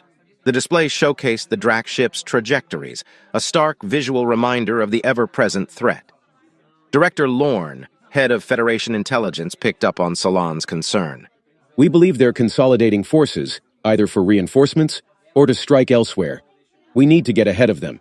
Admiral Virak expressed his frustration. "Historically, our intelligence on the Drac has lagged. We must be proactive, not merely reactive." Lorne nodded, conceding, "That's a well-founded observation. We are looking at integrating more stealth reconnaissance ships. Additionally," he added, with a hint of anticipation in his voice, "we've managed to secure several Drac drones. Our team is currently exploring ways to reprogram and utilize them against their creators." The room reverberated with murmurs. Turning the Drac's assets against them could be a game-changer. With Zorvan at Orinthia, Captain Yelena, the Federation's deputy strategist, filled the room in on the broader strategy. "We're reinforcing key junctions and preparing potential ambush sites. But as Director Lorne indicated, a strategic advantage requires better intelligence." Counselor Ivana shifted the topic of conversation, signaling the discussion of the Drac drone graviton sensor. Dr. Keslin, enlighten us on the advancements. Dr. Keslin, at the forefront of anti-Drac technology, began, "We've incorporated the graviton sensor in 20 of our ships. The results are encouraging. We've neutralized 52 Drac drones." The implications of that number stilled the room. Solane's voice, somber yet assertive, punctuated the quiet. "That number showcases the scale of Drac infiltration. Our priority must be to equip more ships with this sensor, ensuring we cripple their reconnaissance." Dr. Keslin nodded. "Efficiency improvements are underway. The deployment process will speed up." Closing the session, Counselor Ivana voiced the sentiments shared by all. Our adversaries may be formidable, but we possess resilience and innovation. Let's use every asset at our disposal. Resolute in their shared commitment, the Federation stood prepared for the challenges ahead, the situation and the losses. The Drac regroup. The imposing silhouette of Carvon's behemoth vessel cast a looming shadow as it approached the rendezvous point, flanked by the 4 Drac behemoths. Their sleek, dark structures pulsed with malevolent energy, an ominous display of might in the vast expanse of space. The Drac, an impressive sight with their reptilian features, their skin adorned with elaborate patterns signifying rank and legacy, awaited Carvon's arrival with a mix of anticipation and apprehension. Drac communication, often minimalistic and utilitarian, had informed them of the skirmish at Orinthia. They knew a setback had occurred, but the details were scarce. As Carvon's ship docked, the massive bay doors of the leading behemoth opened, allowing him entry. He strode in, his demeanor proud but bearing subtle hints of frustration. In the dimly lit chamber, filled with ambient pulsating noises of the Drac machinery, Carvon met with the Council of Commanders. Each was a veteran of countless conquests, their prowess evident in the scars and ornaments that adorned their armors. "Report," intoned Dralgon, the eldest of the commanders, his voice a deep rumble that resonated throughout the chamber. Carvon exhaled, recalling the battle's turbulent memories. "Orinthia was supposed to be a minor conquest, a mere footnote in our grand campaign," he began. "We had the advantage, the surprise. Our initial assaults were devastating to their defenses." Dralgon nodded, urging him to continue. "But then," Carvon hesitated, his eyes betraying a rare moment of doubt. "We encountered a tactician unlike any we have faced before, General Zorvan of the Federation's 8th Fleet." A murmur went through the assembled commanders. They had heard of Zorvan, but only as distant whispers from conquered territories. "Zorvan did the unpredictable. He adapted to our maneuvers, anticipated our strategies," Carvon elaborated. and the EMP bombs they deployed, they rendered a significant portion of our arsenal ineffective. Their destructive capabilities were beyond anything we've encountered. Skeltress, a commander known for her ruthless aggression, hissed, "So we were outplayed?" Carvon met her gaze, his voice firm. Not outplayed. Outmaneuvered, perhaps. But this is an aberration in our otherwise illustrious campaign. It is the first time we've faced such resistance. Such, cunning. Skeltress retorted, "It is a sign that our tactics must evolve. Our dominance has been unchallenged for eons. Perhaps we've become complacent." Carvon, while wounded by the event, refused to let the setback dominate him. Indeed, and that is precisely why I've convened this gathering. We must adjust our approach, prepare for such eventualities. The Federation, it appears, is not the feeble adversary we perceive them to be. Another commander, Grevlock, inquired, "What do you propose?"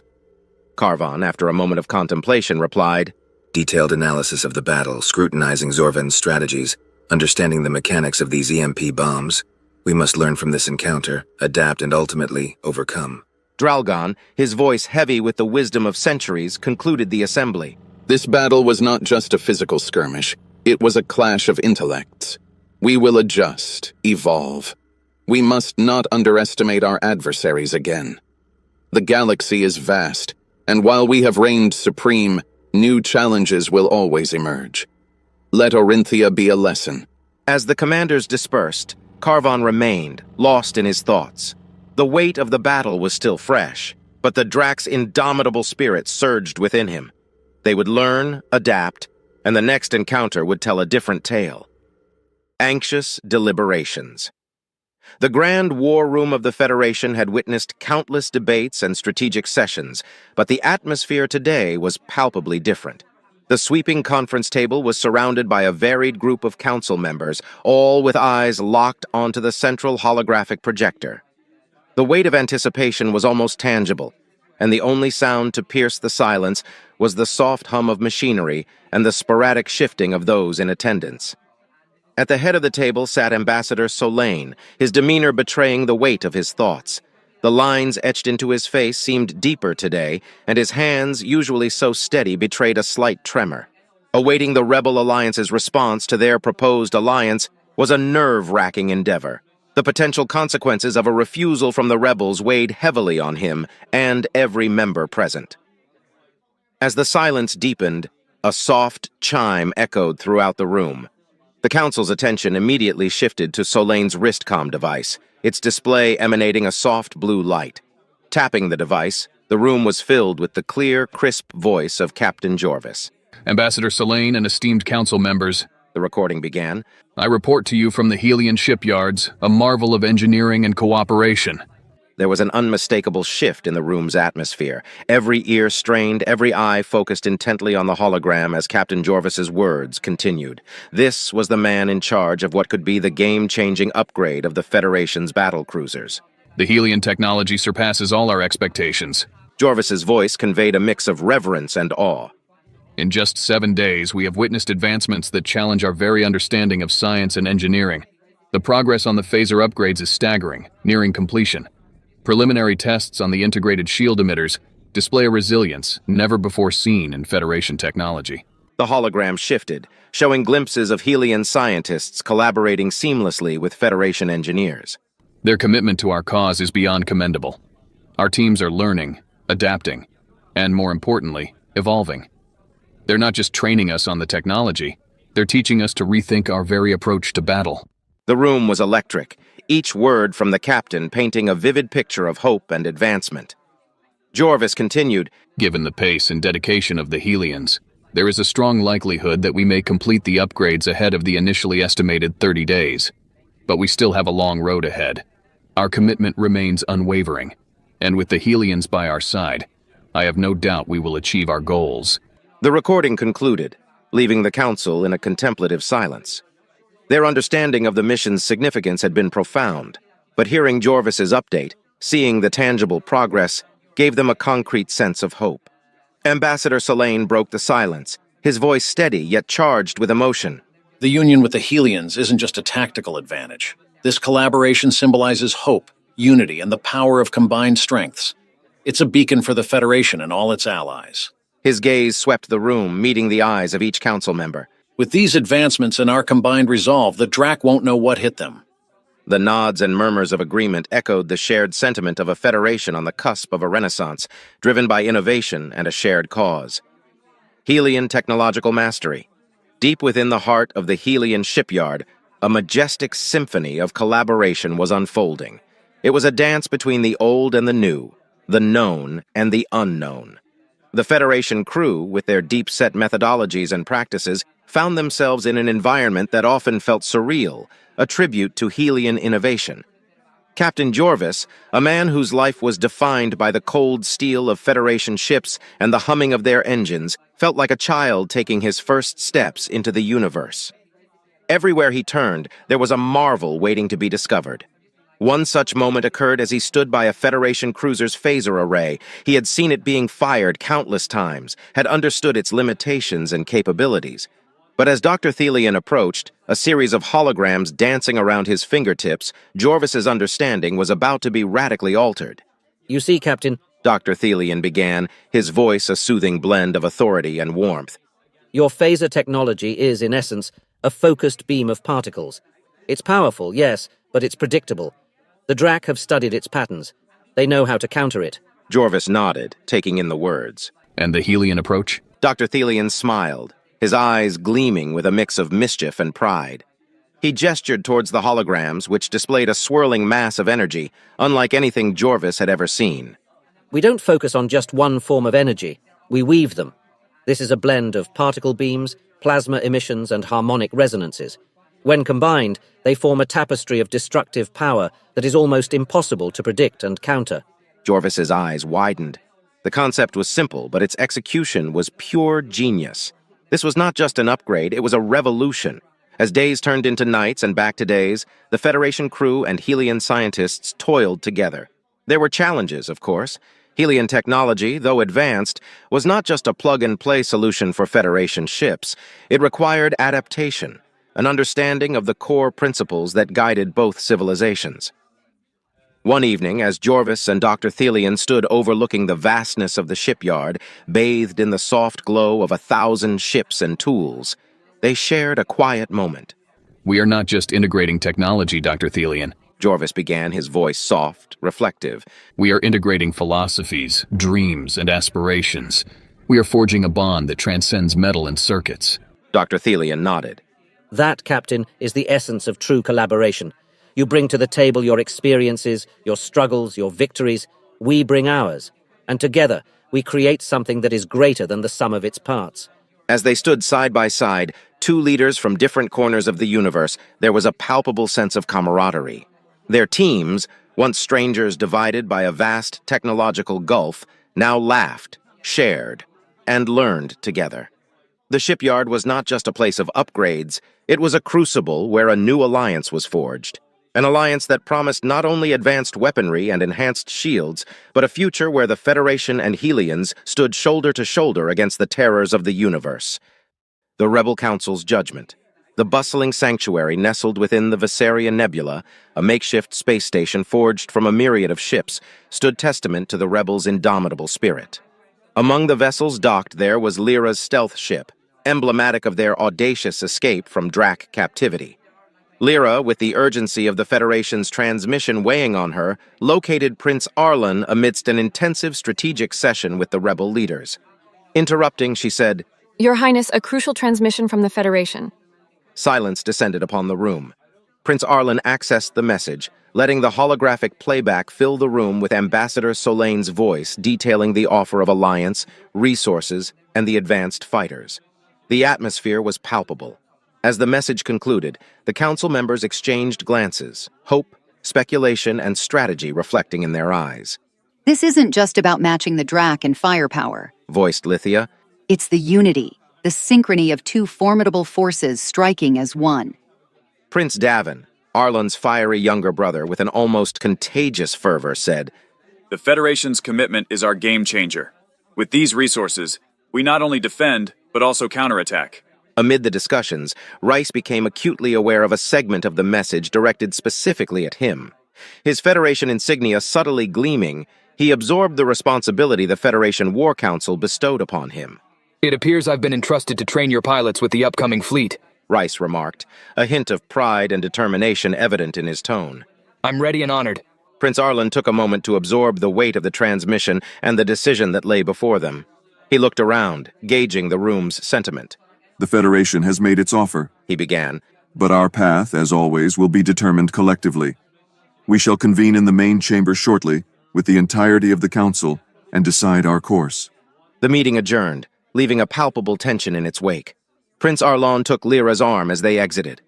The Federation's outreach could be the beacon we've been searching for, he whispered. But as with all decisions of this magnitude, we must approach with unity and purpose.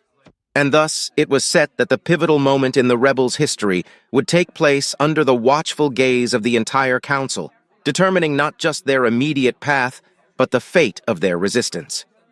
A new dawn.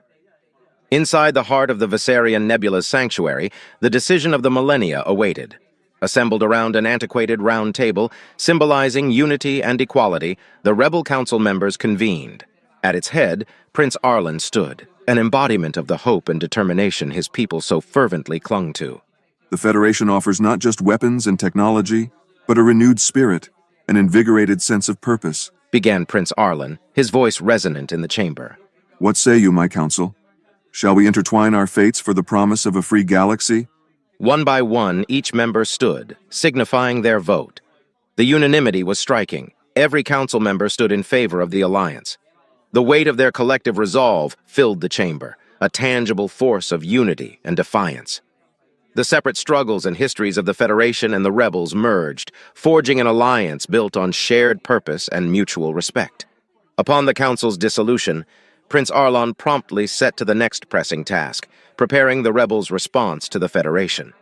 Lyra swiftly crafted the message, her fingers flying over the holographic keyboard as Arlon provided his input. We, the united races of the Rebel Council, gladly accept the Federation's gracious offer of alliance, Lyra vocalized as she typed. We will rendezvous at the suggested location in 7 days. Let this alliance be the dawn of a new era, a beacon of hope in our fight against the Drac. Rice, overhearing the conversation, interjected with evident enthusiasm. Ambassador Solane's trust in me wasn't misplaced. I look forward to training the rebel pilots, ensuring our combined forces are a force the Drac will dread. A sense of purposeful urgency permeated the rebel base. Preparations began immediately. Prince Arlon, with Rice and Lyra at his side, navigated the docking bays, where the rebel fleet stood as silent testament to numerous battles and scars of war. From the nimble fighters, burn marks etched into their chassis, to the mighty battleships flaunting insignias of myriad worlds, each vessel narrated tales of defiance, bravery, and the indomitable spirit of those who resisted oppression. Prince Arlen, while observing the vast armada, made a pivotal choice. To represent our unity, we'll take 5 battlecruisers from different alien races for the rendezvous, he decreed, pointing towards ships of diverse designs and origins. These vessels weren't just war machines. They were symbols of the rich tapestry of life and cultures that made up the Rebel Alliance. The selected battlecruisers began immediate preparations, their crew making swift work of refueling, restocking, and finalizing battle plans. As the crews bustled with activity, the word spread. They would move out in 48 hours, meeting the Federation at the agreed rendezvous point. As the suns of the nearby systems set, casting a myriad of colors upon the vast expanse of space, the base became a hive of action.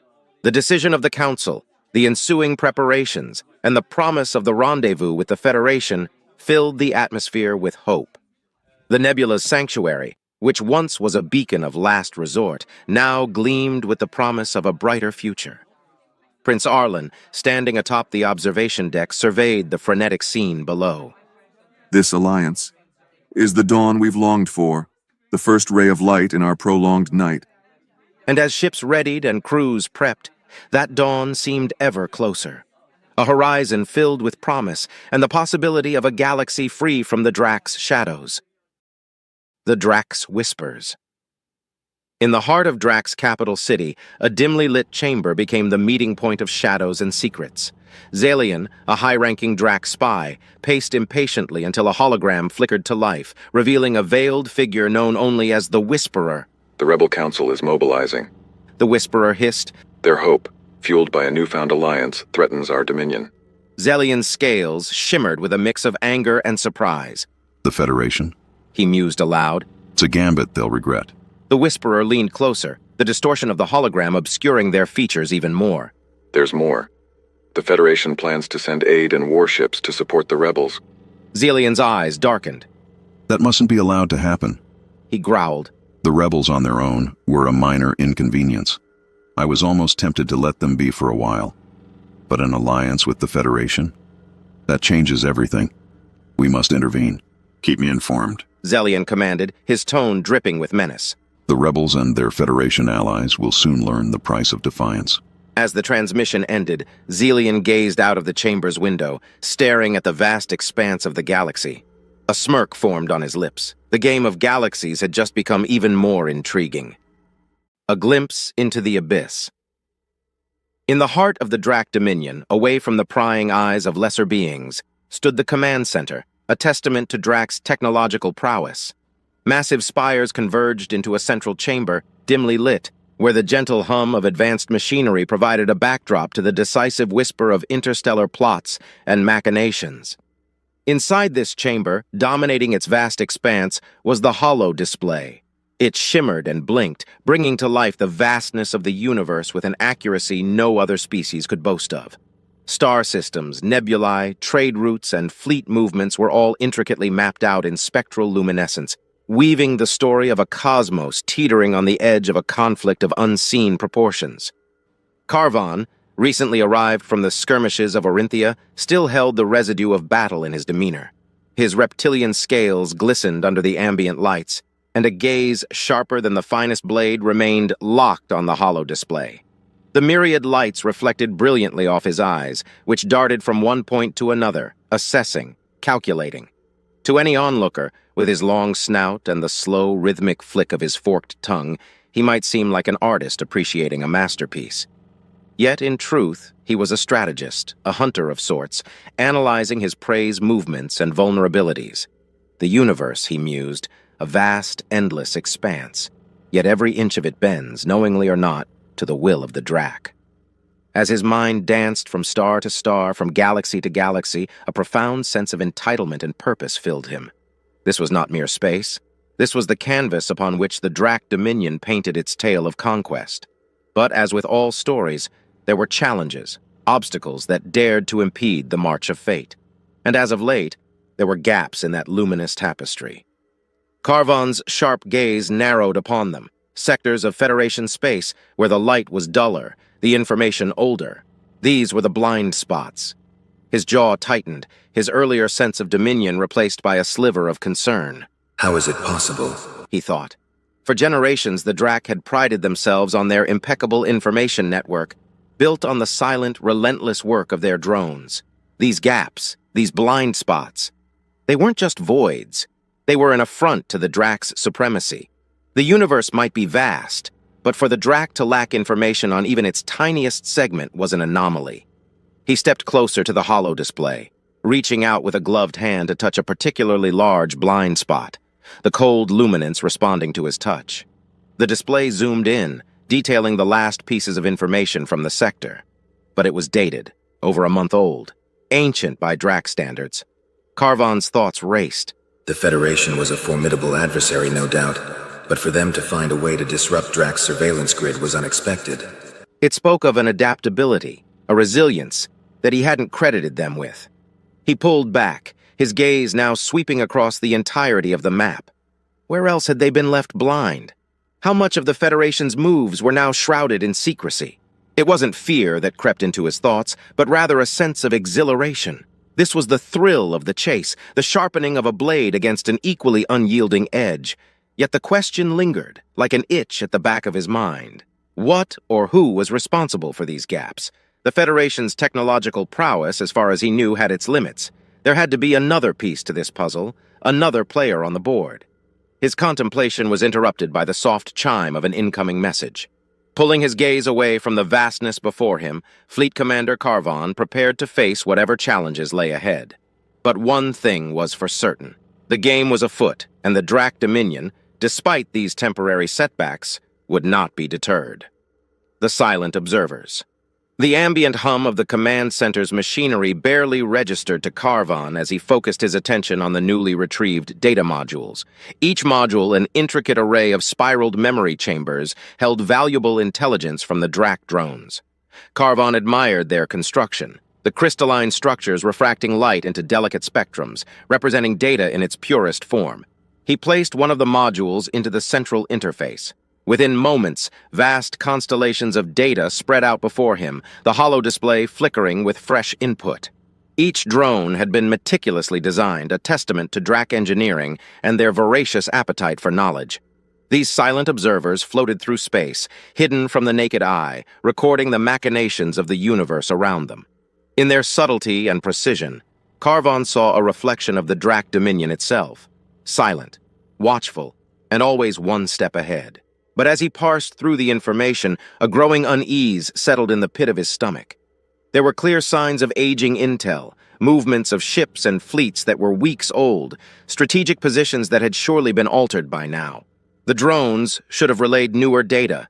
Their continuous flow of information was what kept the Drac Dominion informed and dominant. This wasn't the work of simple machinery malfunction or natural obstacles in space. It was more systemic, more deliberate. Someone or something was hunting their observers. He paused on a particular segment of data that seemed oddly familiar. A certain energy signature, a faint blip on the holodisplay, was eerily reminiscent. With a slow realization, the memories flooded back. His own ship, surrounded by a force he hadn't anticipated, the uncanny maneuvers, and that distinct energy reading, Helion. The Helions. Their technology was known to bend and manipulate light in ways the Drac hadn't mastered. It wasn't a stretch to assume they might have a hand in masking or even targeting the drones. He remembered his encounters with them, the weight of their gaze as they held a resilience he hadn't anticipated. There was a particularly haunting memory of a standoff, both fleets at the precipice of battle. The Helions, while technologically advanced, had been outnumbered, but they had something else. A determination, a spirit that even the vast dominion of the Drac found hard to quell. Pulling himself back to the present, Carvon's thoughts raced. If the Helions had indeed allied with the Federation, their combined strength and technological prowess posed a significant challenge. They could effectively blind the Drac in regions of strategic importance. Carvon's forked tongue flicked out in contemplation. A move had to be made, and soon. While the silent observers had provided them with an edge so far, it was clear they were now in a grander game of cosmic chess. He summoned an aide. Get me the engineering reports on the latest Drac drones and have the intelligence team run an analysis on all Helion encounters. I want to know how they're doing it. The aide nodded, swiftly leaving to execute the orders. Carvon, meanwhile, kept his eyes fixed on the holodisplay, a strategic predator poised to strike, but with the growing realization that his prey was evolving. Whispers of rebellion. Carvon's thoughts were a deep whirlpool of strategy and counter-strategy as he navigated the maze of information before him. The room's ambient sound was broken when a hurried set of footsteps approached. His train of thought was suddenly interrupted by a subordinate, visibly out of breath, making a sharp salute. Commander Carvon, the underling began, his voice edged with urgency. We've received intelligence from our Whisperer network at the rebel base. Carvon's reptilian eyes snapped towards the messenger, narrowing intently. Continue. Our Whisperers, embedded within the rebel ranks, have relayed crucial information. The rebels, they've allied themselves with the Federation. The underling reported, the weight of the revelation evident in his voice. Producing a data slate, he added, This contains all the detailed reports from our informant. The slate's screen pulsed with the transmitted message from their covert operative. Carvon swiftly skimmed the content, each word solidifying his concern. The message spoke of collaborative military exercises, shared intelligence, and worse yet, discussions of unified operations to target Drac interests. The alliance wasn't just a mere pact. It was a strategic coalition forged in the fires of a common adversary. By the void, Carvon muttered, the gravity of the situation dawning upon him. The Drac Dominion, for all its might, had often been able to quell opposition by dividing and conquering. A unified front between the rebels and the Federation, though, was an unprecedented challenge. He took a moment, letting the information sink in. His mind, trained and honed for moments like this, began processing the implications and crafting a response. This was a pivotal juncture. The Dominion could either let this alliance consolidate and become a tangible threat or act swiftly, cutting it down while it was still finding its feet. Carvon's decision was clear. Summon the fleet commanders, he ordered, his tone sharp and authoritative. Within minutes, the command center was bustling with activity. High-ranking Drac officers, their scales shimmering in the room's dim light, gathered around the central holodisplay. Carvon took center stage, his presence commanding immediate attention. The rebels have joined forces with the Federation, he began, ensuring every eye was on the data slate's message. Our current intelligence is outdated and our drones have been compromised in key sectors. Murmurs of concern spread among the officers, but Carvon's next statement silenced them. We need fresh intelligence and we need it now, he declared, determination evident in his voice. I want this entire sector flooded with our drones. Double, no, triple their usual numbers, and employ the newer models, the ones less susceptible to Helian interference. Nods of agreement echoed around the room, and officers began to relay the commands. Carvon wasn't done, though. Furthermore, dispatch 2 Drac behemoths to the rebel base. Let them understand the price of allying against the Dominion. An officer hesitated. Sir, the behemoths? Aren't they overkill for a mere rebel base? Carvon's gaze turned icy. Do not underestimate them, especially now that they have Federation backing. They may be rebels, but they are a growing spark, and I intend to snuff it out before it becomes a raging inferno. The command center's air was thick with tension, each officer realizing the gravity of the commander's words. Carvon's adaptability was evident. He wasn't one to be complacent or ignore the shifting sands of the cosmic battlefield. Threats were to be nipped in the bud, alliances shattered, and dominion maintained. As the officers dispersed to execute his directives, Carvon gazed back at the holodisplay, the data slate's message still glowing. The universe was vast, filled with whispers and shadows, but the Drac intended to remain its most potent voice. A new front. The swirling galaxy map continued to cast its glow across the command center, revealing points of interest, fleet movements, and the vast expanse of known space. Commander Carvon, with a flick of his clawed hand, expanded a section of Federation territory. A specific cluster caught his attention, a location distant from the hustle and bustle of Central Federation planets and seemingly off the beaten path. He focused on one particular planet, its blue and green surface dotted with vast oceans and sprawling continents. But it wasn't the beauty of this celestial body that intrigued him. Instead, it was the weak defenses the Federation had placed around it, its isolation, and the strategic advantage it provided. Incompetence, sheer incompetence, Carvon mused aloud, his voice dripping with contempt. He had expected more from the Federation, especially after their recent alliances. Their oversight shall be our gain. Standing tall, he addressed his command team. Orinthia was a statement of our might, but seizing it now would drain our resources. It's heavily fortified, and Zarvan's presence makes it unpredictable. We need a forward base, and this... He pointed at the planet. This world will be the bedrock of our next offensive. His operations officer, a Drac of smaller stature but with an intelligence that made him one of Carvon's most valued assets, looked at the screen, processing the strategy. Sir, the defenses on this planet appear to be minimal. It seems they never anticipated a Drac assault from this front. That's the nature of war, Carvon replied, his gaze never leaving the holodisplay. One must always anticipate the unexpected. The Federation's complacency will be their downfall. He felt a sense of satisfaction at the thought of outsmarting his adversaries, of striking where they least expected. Deploy the 15 behemoths. Have them establish a forward operating base on that planet. Once secured, it will be our spearhead into the Federation's heart. The room hummed with activity as orders were relayed. The massive Drac behemoth vessels, dreadnoughts of the void, prepared for their journey. Their sheer size and firepower were enough to subdue most threats, and against a minimally defended planet, they would be unstoppable. Carvon leaned forward, resting his scaly hands on the control panel. This world is but a stepping stone. Once it's under our control, the core Federation planets will be within our reach. They may have won a few battles, but the war is far from over. As his officers moved with renewed vigor, preparing the fleet for its next assault, Carvon allowed himself a moment of reflection. The universe was a vast chessboard, and he was but one player. Yet every move he made, every strategy he devised, brought the Drac Dominion closer to victory. The Federation, with its alliances and its technology, was formidable, but they had one weakness that Carvon didn't. They were reactive, always responding to threats rather than preempting them. This weakness was something Carvon did not share. Framed against the luminescent holodisplay, his silhouette loomed, eyes fixed on the planet that would soon serve as a new Drac stronghold. The glow from this world emphasized the Federation's unpreparedness for the impending conflict on this unexpected front.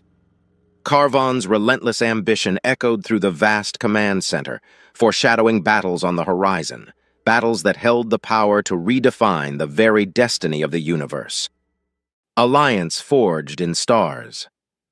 The Federation War Council chambers buzzed with activity, the vast expanse echoing with muted conversations from members of the Galactic Federation. Distinctive figures from a multitude of species, ranging from the aquatic aquarids with their shimmering scales to the smooth-skinned Galathians with their pale blue hue, congregated in animated anticipation. A heightened sense of expectancy settled over the assembly as Ambassador Solane approached the central command dais. Tapping a few commands on the console, he projected a message onto the expansive view screen. The intricate symbols and characters of the Galactic Standard language flashed briefly before fading away. But the message was clear. The atmosphere in the chamber shifted perceptibly. The rebels had formally accepted their offer of alliance and the proposed military aid. A harmonious blend of approval and hope resounded in the chamber. Representatives of various races, council members, and war strategists looked on as Solane broke the silence. The rebels have accepted our offer, Solane began, his voice steady and filled with gravitas. We now have an alliance that empowers us to take the fight to the Drac. Eyes from all corners of the room shifted to the expansive windows, where 3 human battlecruisers hovered, bathed in the ambient glow of distant stars. These formidable vessels, their sleek profiles hinting at a design prioritizing agility and speed, were already primed for departure, laden with medical supplies, military equipment, and the promised 15 fighter craft. The Federation had ensured they were prepped and on standby, even before the affirmative from the rebels, a testament to their strategic foresight and readiness. Taking a moment to acknowledge the weight of the situation, Solane continued. These vessels are more than just carriers of supplies and hope. They represent the Federation's commitment, our unity, and our readiness to confront the Drac head-on. The journey to the rendezvous point with our rebel allies is 6 days. Every moment counts. Commands were swiftly relayed. Crew members of various species bustled about, ensuring last-minute checks and communication protocols were in place. The atmosphere in the chambers was electric, every member feeling a part of this monumental decision. Outside the chamber windows, the scene transformed from serene to dynamic. The cruisers, engines humming with a soft but powerful resonance, signaled their readiness. As Solane gave the final directive, the ship's faster-than-light, FTL drives were activated. Space around them warped and stretched, and in a breathtaking dance of light and technology, the cruisers disappeared into the vast unknown, leaving behind a spectacle of twinkling stardust. Turning back to the Council, Solane's demeanor exuded both determination and hope. Our path is set. This alliance is our beacon in these dark times. With unity and resolve, we will bring the fight to the Drac, and together, we'll shape the future of the galaxy. The strength of humanity. Aboard one of the human battlecruiser, the hum of the FTL drives receded into the background. The expansive command center, with its panoramic views of the swirling blues and violets of subspace, was abuzz with activity. Screens dotted the space, displaying an array of data from ship diagnostics to real-time strategy simulations. Commander Ilara Vance, the cruiser's captain, walked over to a larger holodisplay. With a simple gesture, she activated an interactive schematic of the cruiser. The display, with its intricate layers of data, showcased the ship's engineering marvel. Its sleek and compact design was a testament to human ingenuity, prioritizing agility without compromising firepower. As several officers and Federation representatives gathered around, Ilara initiated a simulation. A series of holographic clips began playing, recounting the recent minor war with the Veritans. The displays showed human cruisers gracefully evading heavier Veritan vessels, executing precise maneuvers that seemed impossible for ships of their size. Their lasers, strikingly powerful, danced through space, disabling Veritan shields with ease. The imagery wasn't just for spectacle. It was a strategic overview. Much of what you're seeing, Ilara began, pointing towards the displays, is our recent advancements post the Veritan conflict. We've heard rumors that the Helians do something similar with their phasers. It's comforting to know we're on the right track. Our original phaser design gave us a considerable edge during our skirmishes with the Veritans. Their ships simply weren't prepared for our weapons. And with our new adaptations, our phasers are even more powerful. A Galathian officer, his smooth, pale blue skin reflecting under the soft glow of the hololight, inquired, "The data we reviewed on your ships was impressive, but how do they fare against the Drak behemoths?" Ilara responded with a glint of determination in her eyes. The Drak behemoths are formidable, no doubt. In a one-on-one, our cruiser would be at a disadvantage, but our strength lies in strategy, agility, and combined firepower. Activating another simulation, she continued, Our analysis indicates that a collective assault from 3 of our cruisers, bolstered by a complement of 45 fighters, could, in theory, neutralize a Drak behemoth. A hushed murmur swept across the room, whispers of admiration mixed with strategic contemplation.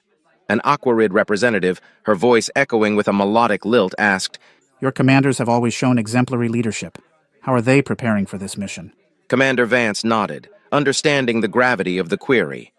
Each of our vessels harbors Federation personnel. We understand the importance of a unified approach, but when it comes to executing strategies, our human commanders take the lead.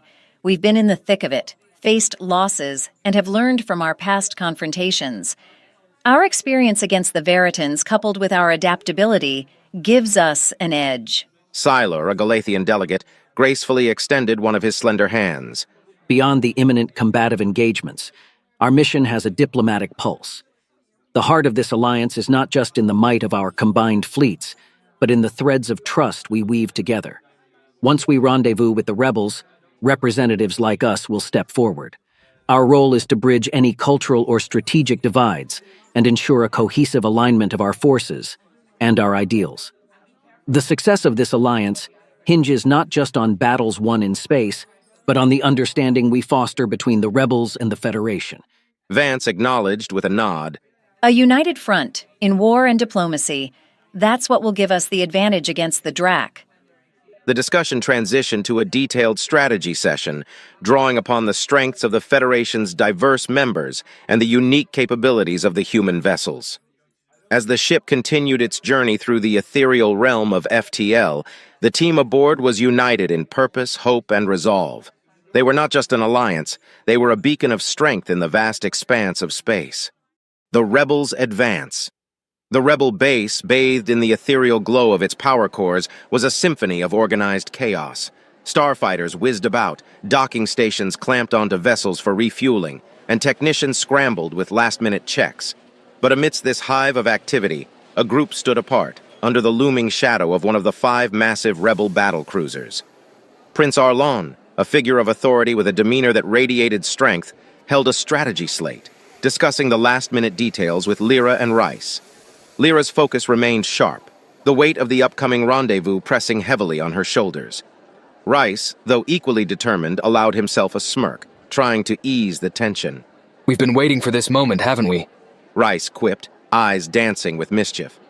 Lyra shot him a look, half amused, half exasperated. "We have," Prince Arlon acknowledged with a nod. "But let's not get ahead of ourselves. The Federation's alliance, especially the addition of their human fleet, is just the advantage we need, but we have a long journey ahead." The anticipation amongst the rebel leaders was palpable. Every now and then, council members would approach the trio, confirming coordinates, checking weapon systems, and sharing the morale of their troops. The camaraderie between the rebel leaders, their council, and the troops was evident. They were not just an army, they were a family, bound by a shared purpose and a history of resistance. Amid the preparations, Prince Davin, Arlon's brother, made his way to a secluded alcove of the hangar. With deliberate stealth, he placed a small device onto a console. A faint, almost indiscernible hum emanated from it before it seemingly blended into the machinery. Next, he opened a private communication channel, sending out a short encrypted message. To anyone passing by, his actions might appear as just another pre-flight check, yet the subtlety and secrecy hinted at underlying intentions not readily apparent. The true nature of Davin's act lingered, shrouded in mystery. As Davin returned to join the group, his countenance betrayed nothing of his secretive actions. Arlen, placing a reassuring hand on Davin's shoulder, signaled to the crew that it was time. Let's make history, he declared, the determination in his voice echoing throughout the hangar. The massive engines of the rebel battlecruiser rumbled to life, its energy cores glowing brighter with each passing second. Crew members hurried on board, and as the boarding ramps retracted, the cruiser's protective shields enveloped it. With a final glance at their home base, Prince Arlen, Lyra, Rice, and Davin settled into their respective positions aboard the cruiser. The navigation console blinked, the FTL drive primed and ready. In a brilliant display of light and energy, the rebel fleet leapt into FTL. The trails they left behind weren't just of displaced space. They were blazing streaks of hope, resilience, and determination. The universe watched, and the tides of war ebbed, readying for a clash that would decide the fate of galaxies. Drac Ambition. Inside the dimly lit, sprawling Drac Command Center, vast holographic displays painted a menacing picture of the vastness of space. The sheer scale of the room was a testament to the Drac's ambition, built to oversee their galactic conquests. Commanders of various ranks moved with purpose, their scales shimmering in the room's ambient glow, each well aware of the tasks that lay ahead. Dominating one of the holographic screens was a formation of 15 behemoths, their massive silhouettes casting a menacing aura even in this virtual representation. These behemoths, the pinnacle of Drac engineering and firepower, were unlike any other vessel in the galaxy. They were monuments of dread, designed to instill fear and maintain control. A platform in the center elevated, revealing Carvon, his large frame radiating authority. His scales, a shade darker than the others and etched with battle scars, hinted at countless battles and strategic triumphs. Around him, the commanders straightened, giving him their undivided attention. Commanders. Carvon's voice echoed through the vast chamber, each syllable dripping with conviction. The time has come for our next move. While we've made significant strides, there's always room for improvement, for adaptation. These 15 vessels will embark on a crucial mission, one that will further solidify our dominance. He paused, ensuring he had the room's complete attention, then continued. Our engineers have been diligently addressing the EMP bombs that have been a persistent nuisance in our recent encounters. We've developed a new program that detects the onset of an EMP detonation. Upon detection, the program immediately and temporarily shuts down the affected section of our ship, reducing the downtime from minutes to mere seconds. Murmurs of approval rumbled through the gathered commanders. This adaptation was a significant stride in negating the debilitating effects of the EMP attacks. I'm sure some of you will get an opportunity to test this out for real in the coming weeks. Carvon wasn't done. Moreover, we've made a comprehensive review of the Federation's latest tactics. New codes of battle have been devised, ensuring that if they attempt to replicate Captain Zorvan's strategies or any such maneuvers, they'll find themselves severely outmatched.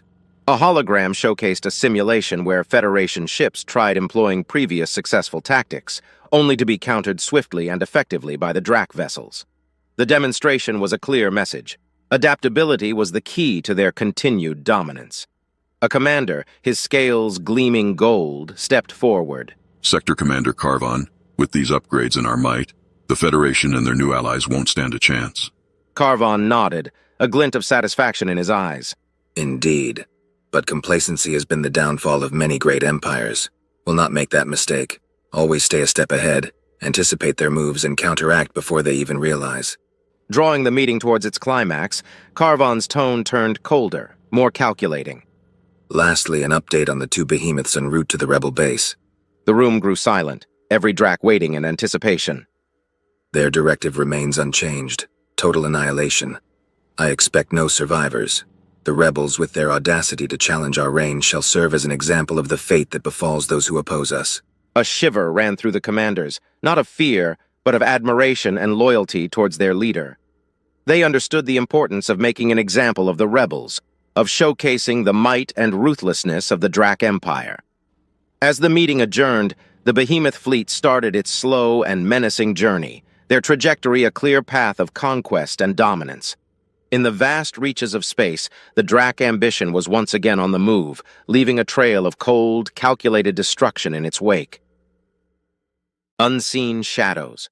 The universe was vast, punctuated by pinpricks of light, each one a distant star, a beacon from galaxies afar.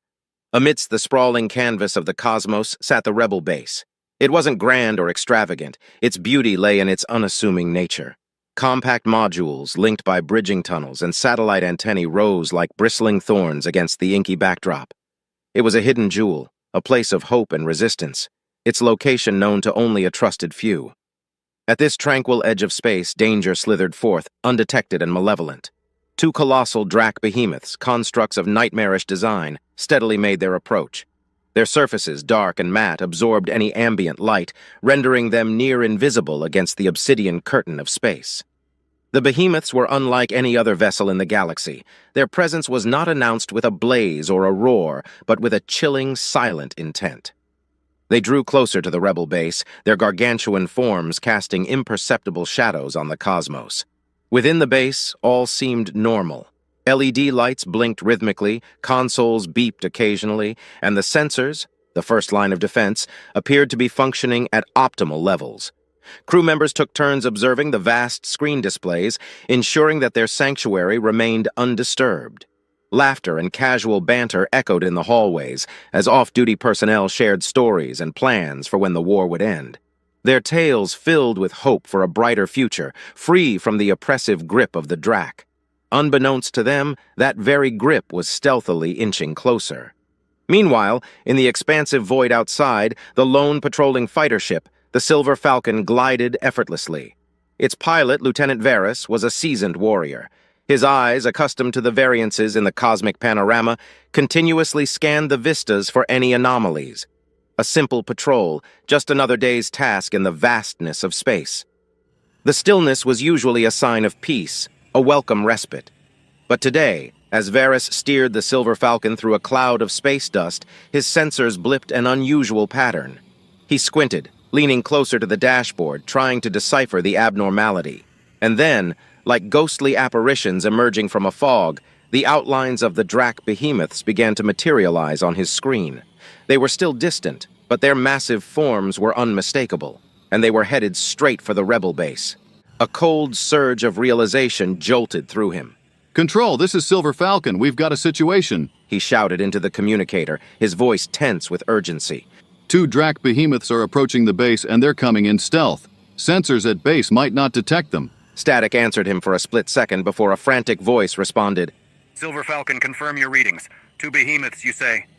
"Confirmed," Varys replied, pushing his thrusters to max, racing back towards the base to lend any help he could.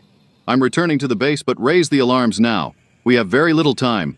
As his warning rang out, the behemoths, sensing their cover might be blown, increased their pace, the intent of their mission clear: strike fast, strike hard, and give the rebels no quarter. Back at the rebel base, the mood shifted from relaxed camaraderie to palpable tension. Their sanctuary, which had always been a beacon of hope, was now under the looming shadow of the formidable Drac forces. Awakening chaos. The heartbeats before chaos were eerily silent. Then, like a thunderclap tearing through a calm night, alarms echoed through the rebel base's metallic corridors. The once peaceful red and green LEDs that dotted control panels shifted to an urgent, pulsing red. The deafening siren was a brutal awakening, a reminder that war was at their doorstep. The hangars, usually bustling with routine checks and maintenance, turned into a hive of frenzied activity. Crew members threw open cabinets, grabbing flight suits, helmets, and weapons. Engineers and droids scuttled about, ensuring ships were ready for an immediate launch. The usually disciplined process of preparation was replaced by urgency but no fear. Every second counted. Fighter pilots, realizing the gravity of the situation, wasted no time. They buckled in, the cockpits of their ships sealing shut with a pneumatic hiss. Engines, once cold, roared to life in a brilliant display of blue and white flames. One by one, the ships levitated, turned, and then, with a flash of thrust, zoomed out of the hangars, ready to meet the looming Drac threat. In the heart of the base, within the fortress-like walls of the command center, a tall figure stood stoically, watching the screens that painted a grim picture. General Arcos, a war-hardened veteran with scars that told tales of countless battles, was not one to falter in the face of danger. He adjusted the collar of his uniform and cleared his throat. "Communications, send out a Priority 1 distress call to all rebel fleets and outposts. Drac forces are upon us." A young officer nodded, fingers flying across her console. Broadcasting now, General. Arcos turned to face the rest of the room. Defense teams to your stations. Gunners, man the turrets. We'll give our fighters the cover they need. He continued, his voice commanding but not panicked. Evac teams, prepare for immediate evacuation if needed. Throughout the command center, his orders were met with swift nods and acknowledgments. In the midst of impending catastrophe, the rebels showcased what they were best known for: unity in adversity and impeccable discipline. As Arcos was giving orders, Commander Talia, in charge of security and surveillance, beckoned him over. Her face, usually calm and collected, wore an expression of concern. General, She began, pointing to a holographic display of the base's security systems. our outer sensors show no signs of malfunction. They're operating at 100%. But they missed 2 Drac behemoths approaching. This isn't an oversight. It's sabotage. General Arcos frowned, the gravity of the revelation dawning on him. You're suggesting we have a traitor among us? Taelia nodded gravely. It seems so, sir. This kind of manipulation requires access, knowledge, and intent. The general's gaze hardened. Once we repel this attack, we'll root out this traitor. But for now, focus on the task at hand. But as he spoke, the thought gnawed at him. Treachery within their ranks? That was more dangerous than any external enemy. If they survived this onslaught, they'd have to turn their attention inward to cleanse the shadows lurking in their midst. Outside, the first wave of rebel fighters met the vast expanse of space, their formations tight and determined. But looming on the horizon were the Drac behemoths, monstrous and relentless. The stage was set for a confrontation that would test the mettle of every individual aboard the rebel base. Desperate defense. Above the rebel base, the cold expanse of space became a battlefield. The stars, once calm spectators, were now the backdrop to a desperate skirmish. The lone fighter that had initially spotted the Drac behemoths sped towards them, its pilot determined, if not a little reckless. The fighter's systems hummed, and its weapons locked onto the massive ship in its sights. Inside the fighter's cockpit, the pilot, Lieutenant Kale, adjusted his targeting systems. "For the rebellion," he whispered to himself, fingers poised over the firing controls. But before he could unleash his ship's arsenal, a beam of incandescent energy emanated from one of the behemoths. The fighter didn't stand a chance. With a brilliant flare, the ship was no more, reduced to debris in mere moments. Witnessing the fighter's swift obliteration, the other rebel ships quickly formed squadrons, attempting to mount a coordinated attack. But the behemoths, with their advanced weaponry and nearly impenetrable shields, were a force to be reckoned with. Rebel ships danced around them, firing bursts of energy, trying to find a weak point. But with each passing second, another rebel vessel was picked off, its sacrifice only further highlighting the difference in might. Inside the rebel base's command center, an officer tried desperately to establish a communication line to the behemoths. Drac vessels, this is Rebel Base Alpha Point. We wish to negotiate a ceasefire. We are willing to surrender to prevent further loss of life. Please respond. But the only response was the silent continuation of the Drac assault, their actions speaking louder than any words. General Arcos watched the grim spectacle unfold on the command center's screens. His face was ashen, the weight of command heavy on his shoulders. Around him, the mood was somber, the room filled with an oppressive silence broken only by the occasional blip of a radar or a whispered order. Turning to Commander Taelia, Arcos's voice carried a note of defeat, but also determination. Initiate full evacuation protocols. We can't hold them off. It's time to save as many as we can. Taelia, ever the stoic figure, nodded. I'll oversee the evacuations. We have escape pods and smaller ships that can scatter and make it harder for the Drac to track. As she relayed orders, Arcos made one more plea over the communications channel, his voice echoing the desperation of their situation. All rebel ships disengage and return to base. We are initiating full evacuation. Protect the escape routes at all costs. But even as the order was given, a new hope emerged. From one of the hangars, 2 sleek, arrow-shaped vessels emerged, their design contrasting sharply with the bulkier rebel ships. Their engines shimmered with a unique hue, signaling the presence of advanced FTL drives. As they maneuvered into open space, they darted around, evading Drac fire with agility that was nothing short of awe-inspiring. The command center crew watched with bated breath as the 2 vessels danced their deadly ballet. Then, just as a Drac beam came perilously close to one of the ships, both engaged their FTL drives, disappearing in a brilliant streak of light, leaving the battlefield behind. A murmur of hope ran through the command center. Those ships carried vital information, data, and possibly high-ranking rebel officials. Their escape was a small victory in what seemed like an inevitable defeat. Arcos, looking on, allowed himself a small, grim smile. The fight isn't over, he murmured. But as the Drac behemoths bore down on the rebel base, that fight was about to become even more challenging. Drac's fury. In the midst of space, the rebel base, which had once been a beacon of hope for many, now stood surrounded by two monstrous Drac behemoths. The giant ships, casting a long shadow upon the base, seemed almost impatient in their silent weight. The base, in contrast, looked fragile, its defenses weakened and morale crushed. Inside what remained of the command center of the rebel base, Commander Arcos sat heavily in his chair, exhaustion evident in every line of his face. The room around him was bathed in a red hue from the emergency lights, casting eerie shadows on the walls. Monitors flickered intermittently, some already gone dark. The weight of impending doom hung thick in the air. Taking a deep breath, he reached for the communication console, his fingers hovering above the distress button.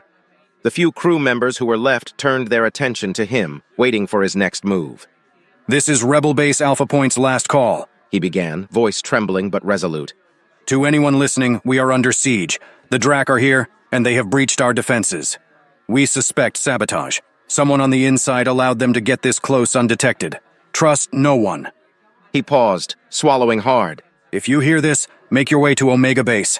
That's the new rallying point. Stay away from here, and remember, there's a traitor among us. Do not—" His words were cut short by a massive explosion that shook the base. As Arcos was thrown off his feet, the communication line went dead, the screen turning to static. Outside, the two Drac behemoths had begun their methodical annihilation of the rebel base. Arcs of destructive energy crisscrossed space, turning structures into ash and metal into molten fragments. Escape pods and smaller vessels attempted to flee, but they were picked off with chilling efficiency. In mere minutes, what had been a proud symbol of resistance was reduced to a scattering of debris amidst the vast expanse of space. Once the last echo of the destruction faded, the behemoths, having completed their grim task, slowly started their retreat. The space around them now held a graveyard's silence, broken only by the occasional piece of debris pinging against their impenetrable hulls. On the bridge of the lead Drac behemoth, the atmosphere was starkly different. The dimly lit space was dominated by a massive view screen, now showcasing the remnants of the rebel base. Drac officers moved with purpose, each at their station, maintaining the behemoth's immense systems. At the center of the bridge stood the Drac commander, a towering figure with scales shimmering in the muted light. He observed the destruction for a few moments, his expression inscrutable. Then, with a nod of satisfaction, he turned to his communication officer. "Open a channel to Sector Commander Carvan." The officer quickly complied, and the image of Carvan, the mastermind of this assault, appeared on screen. Report. Carvan's voice was cold, expecting success. "The mission is complete," the commander replied succinctly. "Rebel Base Alpha Point is no more." A pause lingered, Carvan's eyes narrowing. "The traitor's sabotage of the sensors?" "It worked flawlessly," the commander responded, a hint of pride in his voice. "They had no idea we were approaching." "Excellent," Carvan replied, satisfaction evident. "And Commander," he added. "Well done." As the transmission ended, the Drac commander allowed himself a rare, fleeting smile. The might of the Drac had been showcased, and the rebels were given a brutal reminder of the vast gulf that stood between them. In the cold, unforgiving void of space, the ashes of the destroyed rebel base bore silent testimony to the Drac's unyielding fury. Distress signal from Alpha Point. The bridge of the rebel battlecruiser was an impressive sight, a vast expanse of state-of-the-art tech stations, large screens depicting various sections of space, and a centralized command seat. Dominating the helm, Prince Arlen guided the conversation, taking in the panoramic view of the starscape outside. "I still can't believe we got out of there, Davin," Arlon mused, recounting their narrow escapes and encounters at the rebel base. "Feels like ages ago." Davin chuckled, a glint in his eye. "The tales we can tell. And here we are, going on another adventure. Only this time, we have company from the other side of the fence." Arlen glanced at Rice and Lyra, the Federation duo. Lyra, with her sleek silver hair and distinct Federation attire, stood slightly aloof, taking in the unfamiliar surroundings. Beside her, Rice looked equally out of place, but his demeanor was one of keen interest. You know, Lyra began with a wistful tone, Seeing the Federation ships will be like a breath of fresh air. I've missed the sleek design, the precise maneuvering. Most of all, I've missed Kirin fruit. The tanginess, the sweet aftertaste. Ah, Federation food. Trust me, they're to die for. Rice chuckled, nodding. I'm dreaming of a big bowl of Nualo stew. Haven't had it since we started this mission. Seems like a lifetime ago. Davin raised an eyebrow, curiosity evident. Nualo stew? Kirin fruit? They sound exotic. Lyra smirked. Trust me, they're to die for. Once we rendezvous with the Federation fleet, I'll make sure you get a taste. Rice nodded. It's a deal. We'll exchange some of our Federation favorites for a taste of your rebel specialties. Before Arlen could share stories of traditional rebel feasts, a sudden interruption came in the form of a persistent beep from the communications desk. The playful and nostalgic atmosphere that had settled on the bridge was instantly replaced by tension. The communications officer, a young rebel with sharp features and alert eyes, looked up with concern. Sir, I've intercepted a signal. It seems to be from Alpha Point. All chatter ceased. Alpha Point was the heart of the rebel movement. If there was a distress call from there, it meant something was horribly amiss. The signal was rough, filled with static. They strained their ears to catch the fragments. To anyone listening, siege, Drac, sabotage, trust no one. A heavy silence draped the bridge. The message's implications were unmistakable. Arlon gripped the armrests of his seat, the weight of command pressing on him. Plot a course back to Alpha Point, he ordered, voice low and filled with dread. But Lyra stepped forward, her tone cautious. Arlen, if that message was broadcasted, it means they believe there's no hope left. Going back might be... I can't just leave them behind. Arlon snapped, his emotions evident. Rice, ever the mediator, interjected gently. We understand, Arlon, but we need to think strategically. If the Drac have reached Alpha Point, we need to regroup and plan.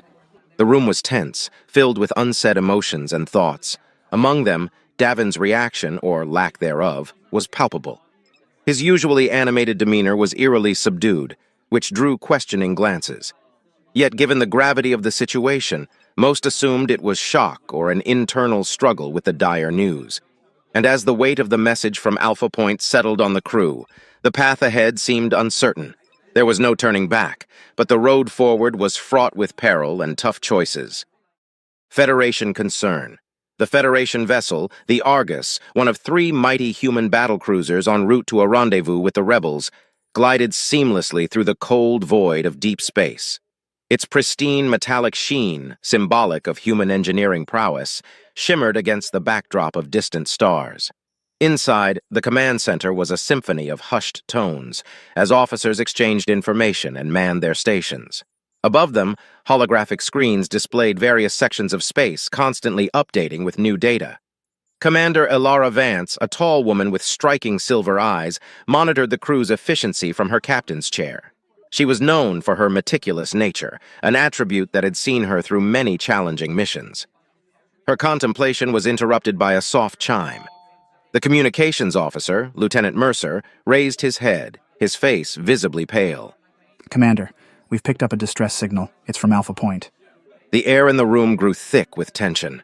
Commander Vance immediately motioned for the message to be played.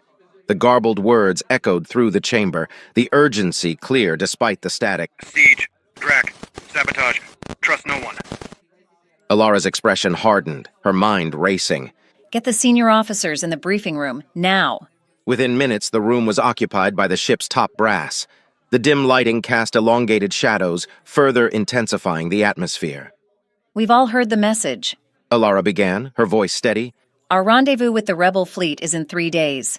We need to assess the implications of this new development. Captain Riker, a seasoned officer with a gruff demeanor, was first to speak. Alpha Point was the rebels' primary stronghold. If it's fallen, the balance has shifted. Lieutenant Kara, the ship's chief strategist, activated the galactic map. It spread out on the table, a myriad of blinking lights representing planets, bases, and ship routes. Our rendezvous point is here, she pointed, while Alpha Point lies here. Given the current trajectories and speeds, we won't cross paths with any Drac forces heading from Alpha Point for at least 5 days. Commander Vance studied the map. What you're saying is, our rendezvous is not under immediate threat from the Drac. Kara nodded. Correct, Commander, but it doesn't make our situation any less precarious. The fall of Alpha Point signifies a major strategic advantage for the Drac. A murmur of agreement filled the room. Ilara's jaw tightened. All right. Our primary mission remains unchanged. We rendezvous with the rebel fleet, but I want us there faster. If the Drac are on the move, I want every advantage we can get. Captain Riker raised an eyebrow. The engines are already at peak efficiency, Commander. She turned to the chief engineer, Lieutenant Farrow, a young but brilliant mind who had risen through the ranks due to his unparalleled knowledge of the ship's systems. Farrow, can we squeeze out any more speed? He hesitated, then with determination replied, I can try to reroute some auxiliary power to the main thrusters.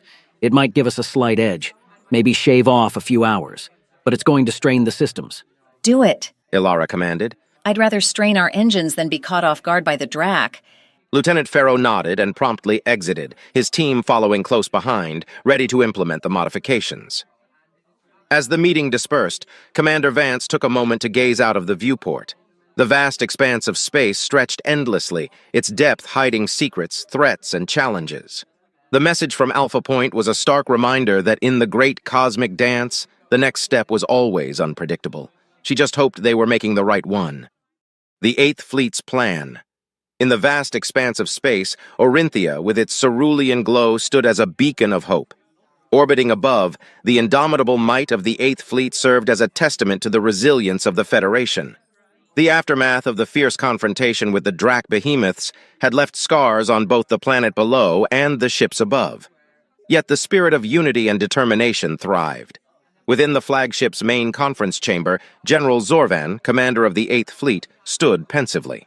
The room, awash with the shimmer of advanced tech displays, set the stage for one of the most crucial strategic councils the Federation would ever witness. At the heart of their discussion, maintaining the technological edge over the Drac. As it stands, Zorvan began, his tone solemn yet firm.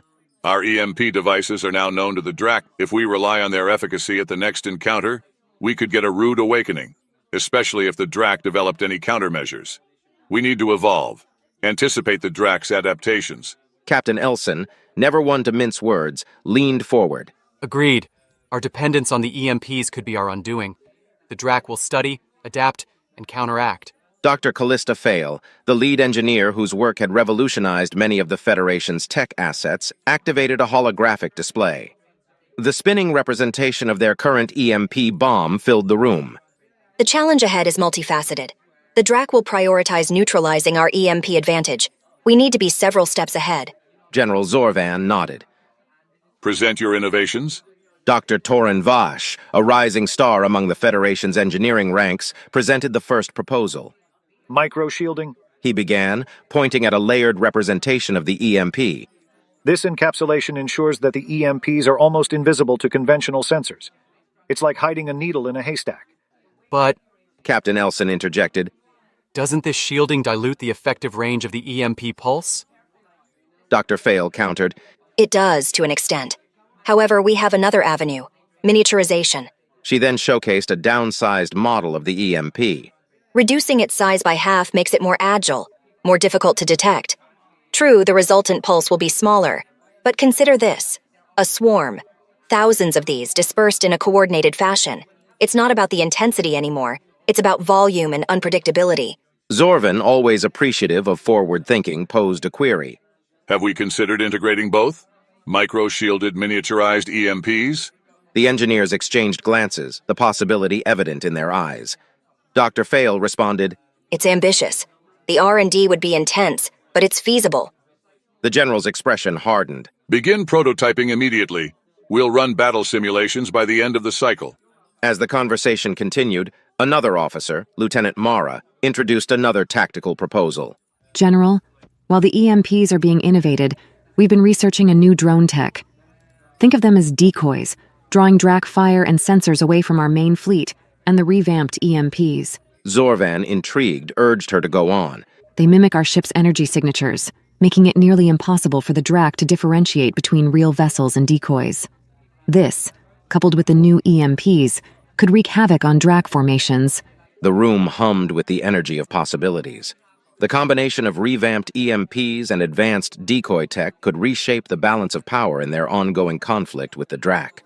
We're at a pivotal point, Zorvan concluded, his voice echoing determination. If we can develop your ideas and get them scaled up, the Drac won't know what hit them.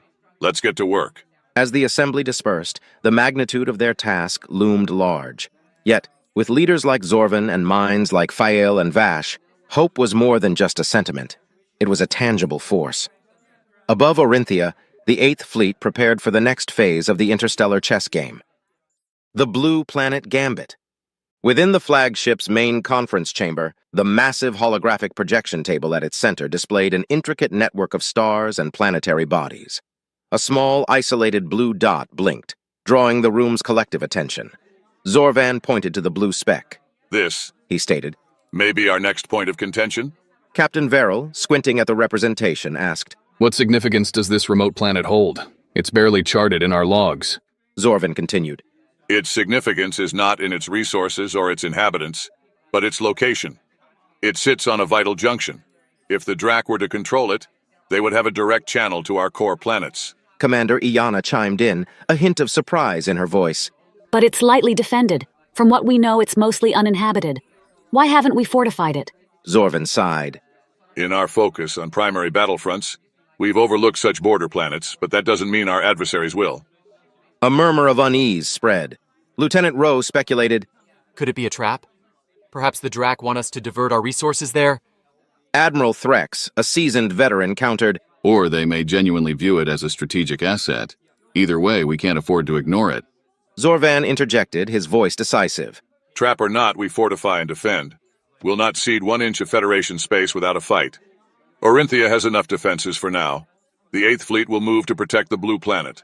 A data officer quickly cross-referenced their logs. Sir, our archives don't say much about it. Local scans from our last survey mission dubbed it Akiria. Minor fauna, breathable atmosphere, but nothing remarkable. One last thing. Zorvan interposed, scanning the room. Do we have an ETA on the 2 Helian battlecruisers? A communications officer swiftly responded. Yes, General Zorvan. They're due to arrive in approximately 30 hours. Good. Zorvan nodded. Let them know we're going to be at Akiria. Send them updated coordinates for a rendezvous there. For Akiria, I want reconnaissance. Zorvan instructed. And not just long range. I want eyes and boots on the ground. Before we make our stand, we need to know what we're standing on. Yes, General. Acknowledged Commander Iana, already initiating preparations. Zorvan turned to Admiral Threx. Prepare the fleet. You and I will lead the vanguard. Leave 6 battlecruisers with Orinthia. The rest will accompany us. The room, once humming with debate and speculation, was now a hive of activity, with officers and aides finalizing ship assignments, resources, and strategy. The next few hours were a whirlwind. The star-studded blackness of space became animated as starships started aligning in formation. On the flagship's bridge, Zorvan watched with silent pride. The Federation, despite its challenges, was an entity of resilience and unity. With a final check and nod from Admiral Threx, Zorvan ordered, Engage FTL drives. Set course for Akiria. A symphony of lights and sounds enveloped the fleet. The faster-than-light engines, marvels of engineering and physics, ignited in a radiant display. Space and time seemed to fold, and in mere moments the Eighth Fleet, comprising 30 majestic vessels, disappeared into the void, leaving behind a brief, luminous trail.